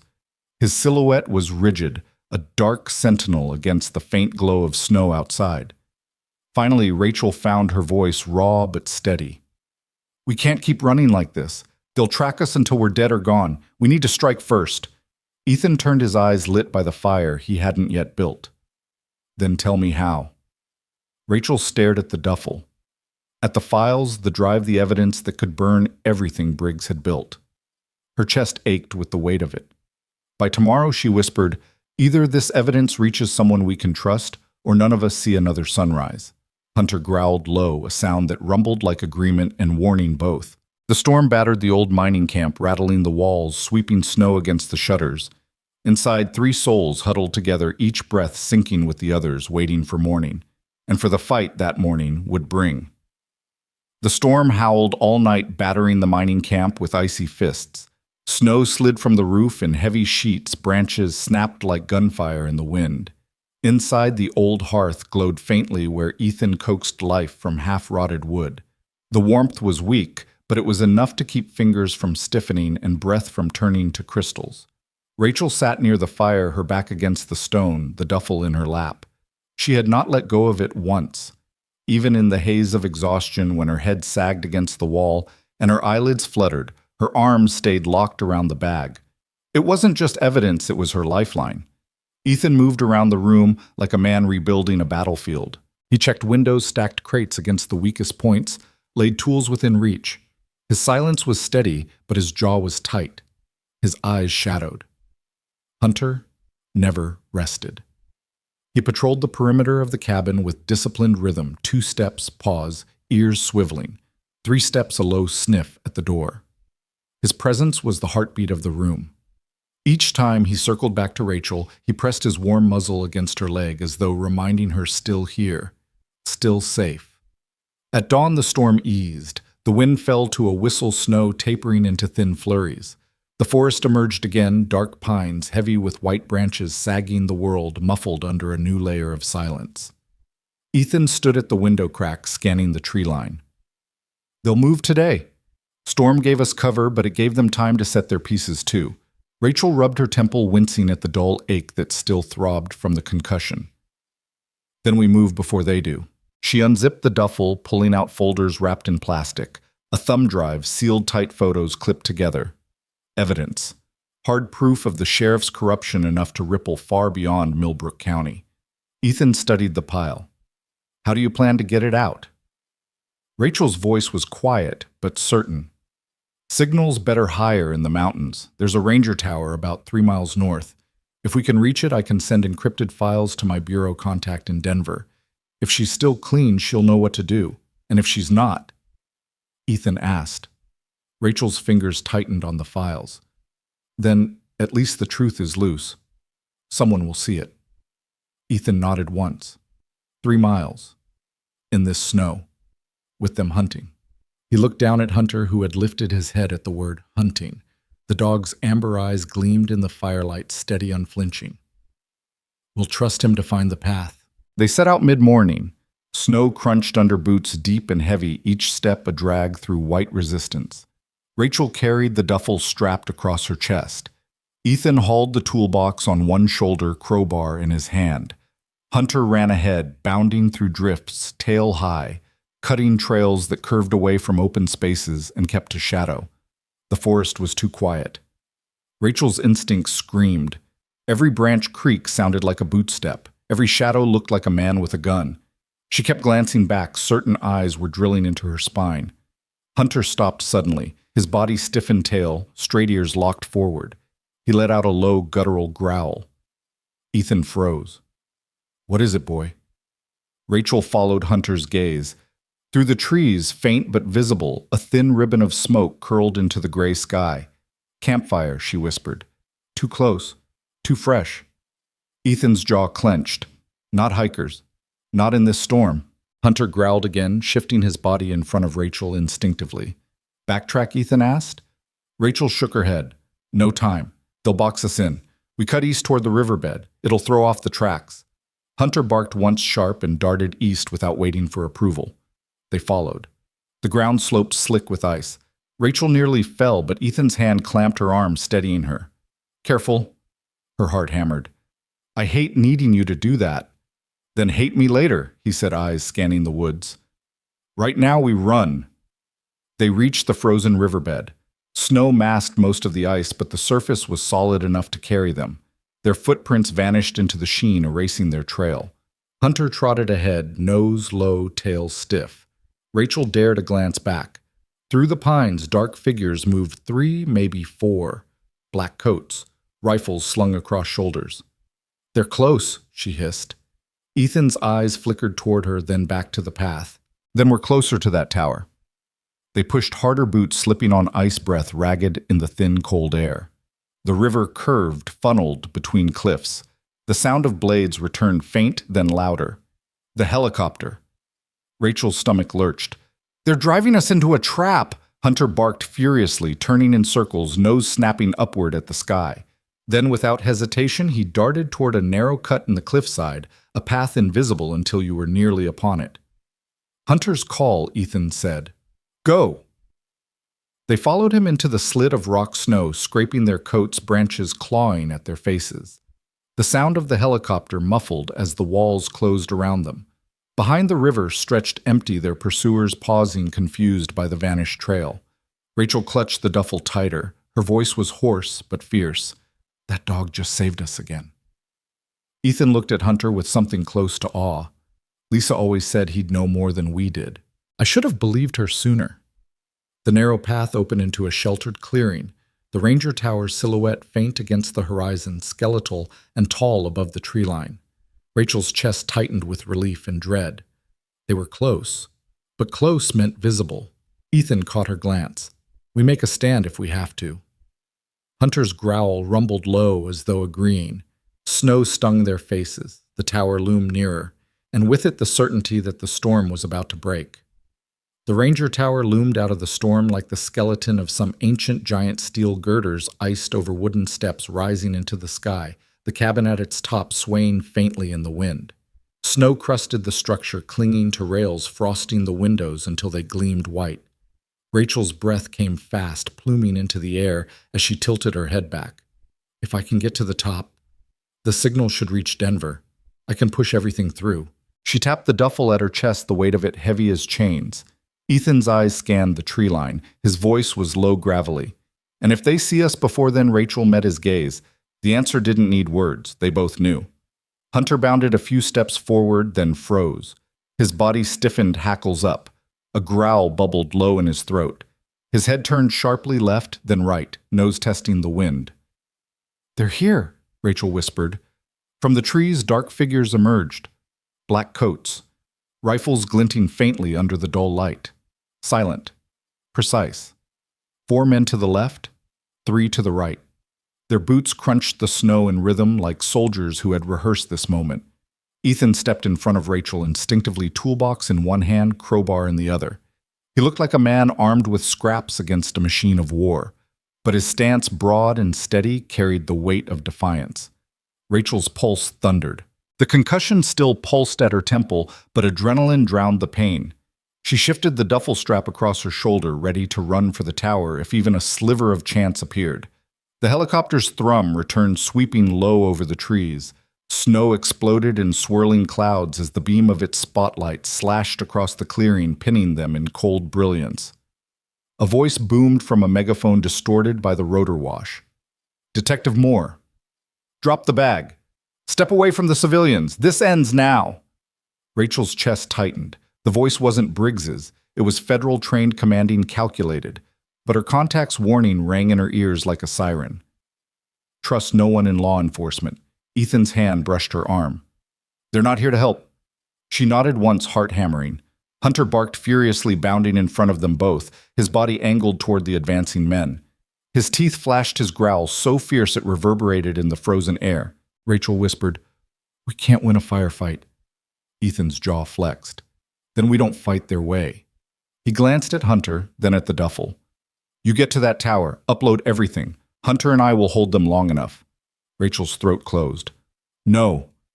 If you stay, Rachel—" He cut in his voice, a blade through the chaos. "Lily needs you to finish this. She needs me to keep them off you. That's how this ends." The men tightened, their formation rifles raised. Snow sprayed as they stepped into the clearing. Rachel's eyes burned. She wanted to argue, to refuse, but Hunter barked again, sharp and insistent, turning toward the tower, amber eyes blazing as if he understood the command already. Ethan stepped forward. Crowbar in hand, broad shoulders squared. "Go," he ordered. Rachel turned, heart tearing in her chest, and sprinted for the tower. Hunter raced at her side, bounding ahead, guiding her to the base of the icy stairs. Shouts erupted behind. Gunfire cracked. Bullets bit into the snow, spraying white powder across her legs. She stumbled, caught herself, clung to the rail. Her boots pounded the steps, one after another, lungs burning as she climbed higher and higher. Hunter stayed just below her, snarling down at the men who tried to follow. Twice he leapt, teeth flashing, forcing them back. His growls were a wall, his body a barricade. Rachel burst into the cabin at the top. Wind tore through the cracked windows. The radio sat in the corner, ancient but functional battery humming faintly. She dropped the duffel, ripped it open, jammed the drive into the port of the small computer wired to the signal system. Come on, she muttered, fingers flying over the keys, her breath ragged. The files began to transfer images, audio reports, every piece of corruption she had gathered. Bars of signal strength flickered weakly, then steadied. Outside, chaos roared. The helicopter circled lower. Gunfire cracked. Voices shouted orders. And through it all, Ethan's voice bellowed once raw and fierce, like a man standing against the tide. Rachel's eyes blurred with tears. She hit the final key. The message went. Files launched into encrypted streams beamed out into the digital ether, where no hand could catch them all. Hunter barked behind her, urgent. She turned just in time to see a flashman climbing, rifles raised, storming the steps. But before they reached the top, the radio chimed. Confirmation. Message delivered. Rachel's knees buckled. Relief surged through her so sharp it was painful. She had done it. The truth was out, even if none of them left this mountain alive. Down below, Ethan roared again, crowbar in hand, swinging with the desperation of a father who had already buried one love and refused to bury another. Snow turned crimson in patches where men fell, but more pressed forward, endless as the storm. Hunter growled at the door, his body blocking Rachel as boots pounded the last steps. And in the swirling chaos of snow and steel, Rachel knew this wasn't the end. It was only the beginning of the reckoning. Your thoughts will help us create meaningful stories. And if you want to hear more powerful healing stories like this, don't forget to subscribe to the channel. Click the bell icon so you don't miss any new episodes. And most importantly, share this video with people who need a little hope today. Thank you so much for your time. We hear you, we listen to you, and we are honored to tell these stories for you.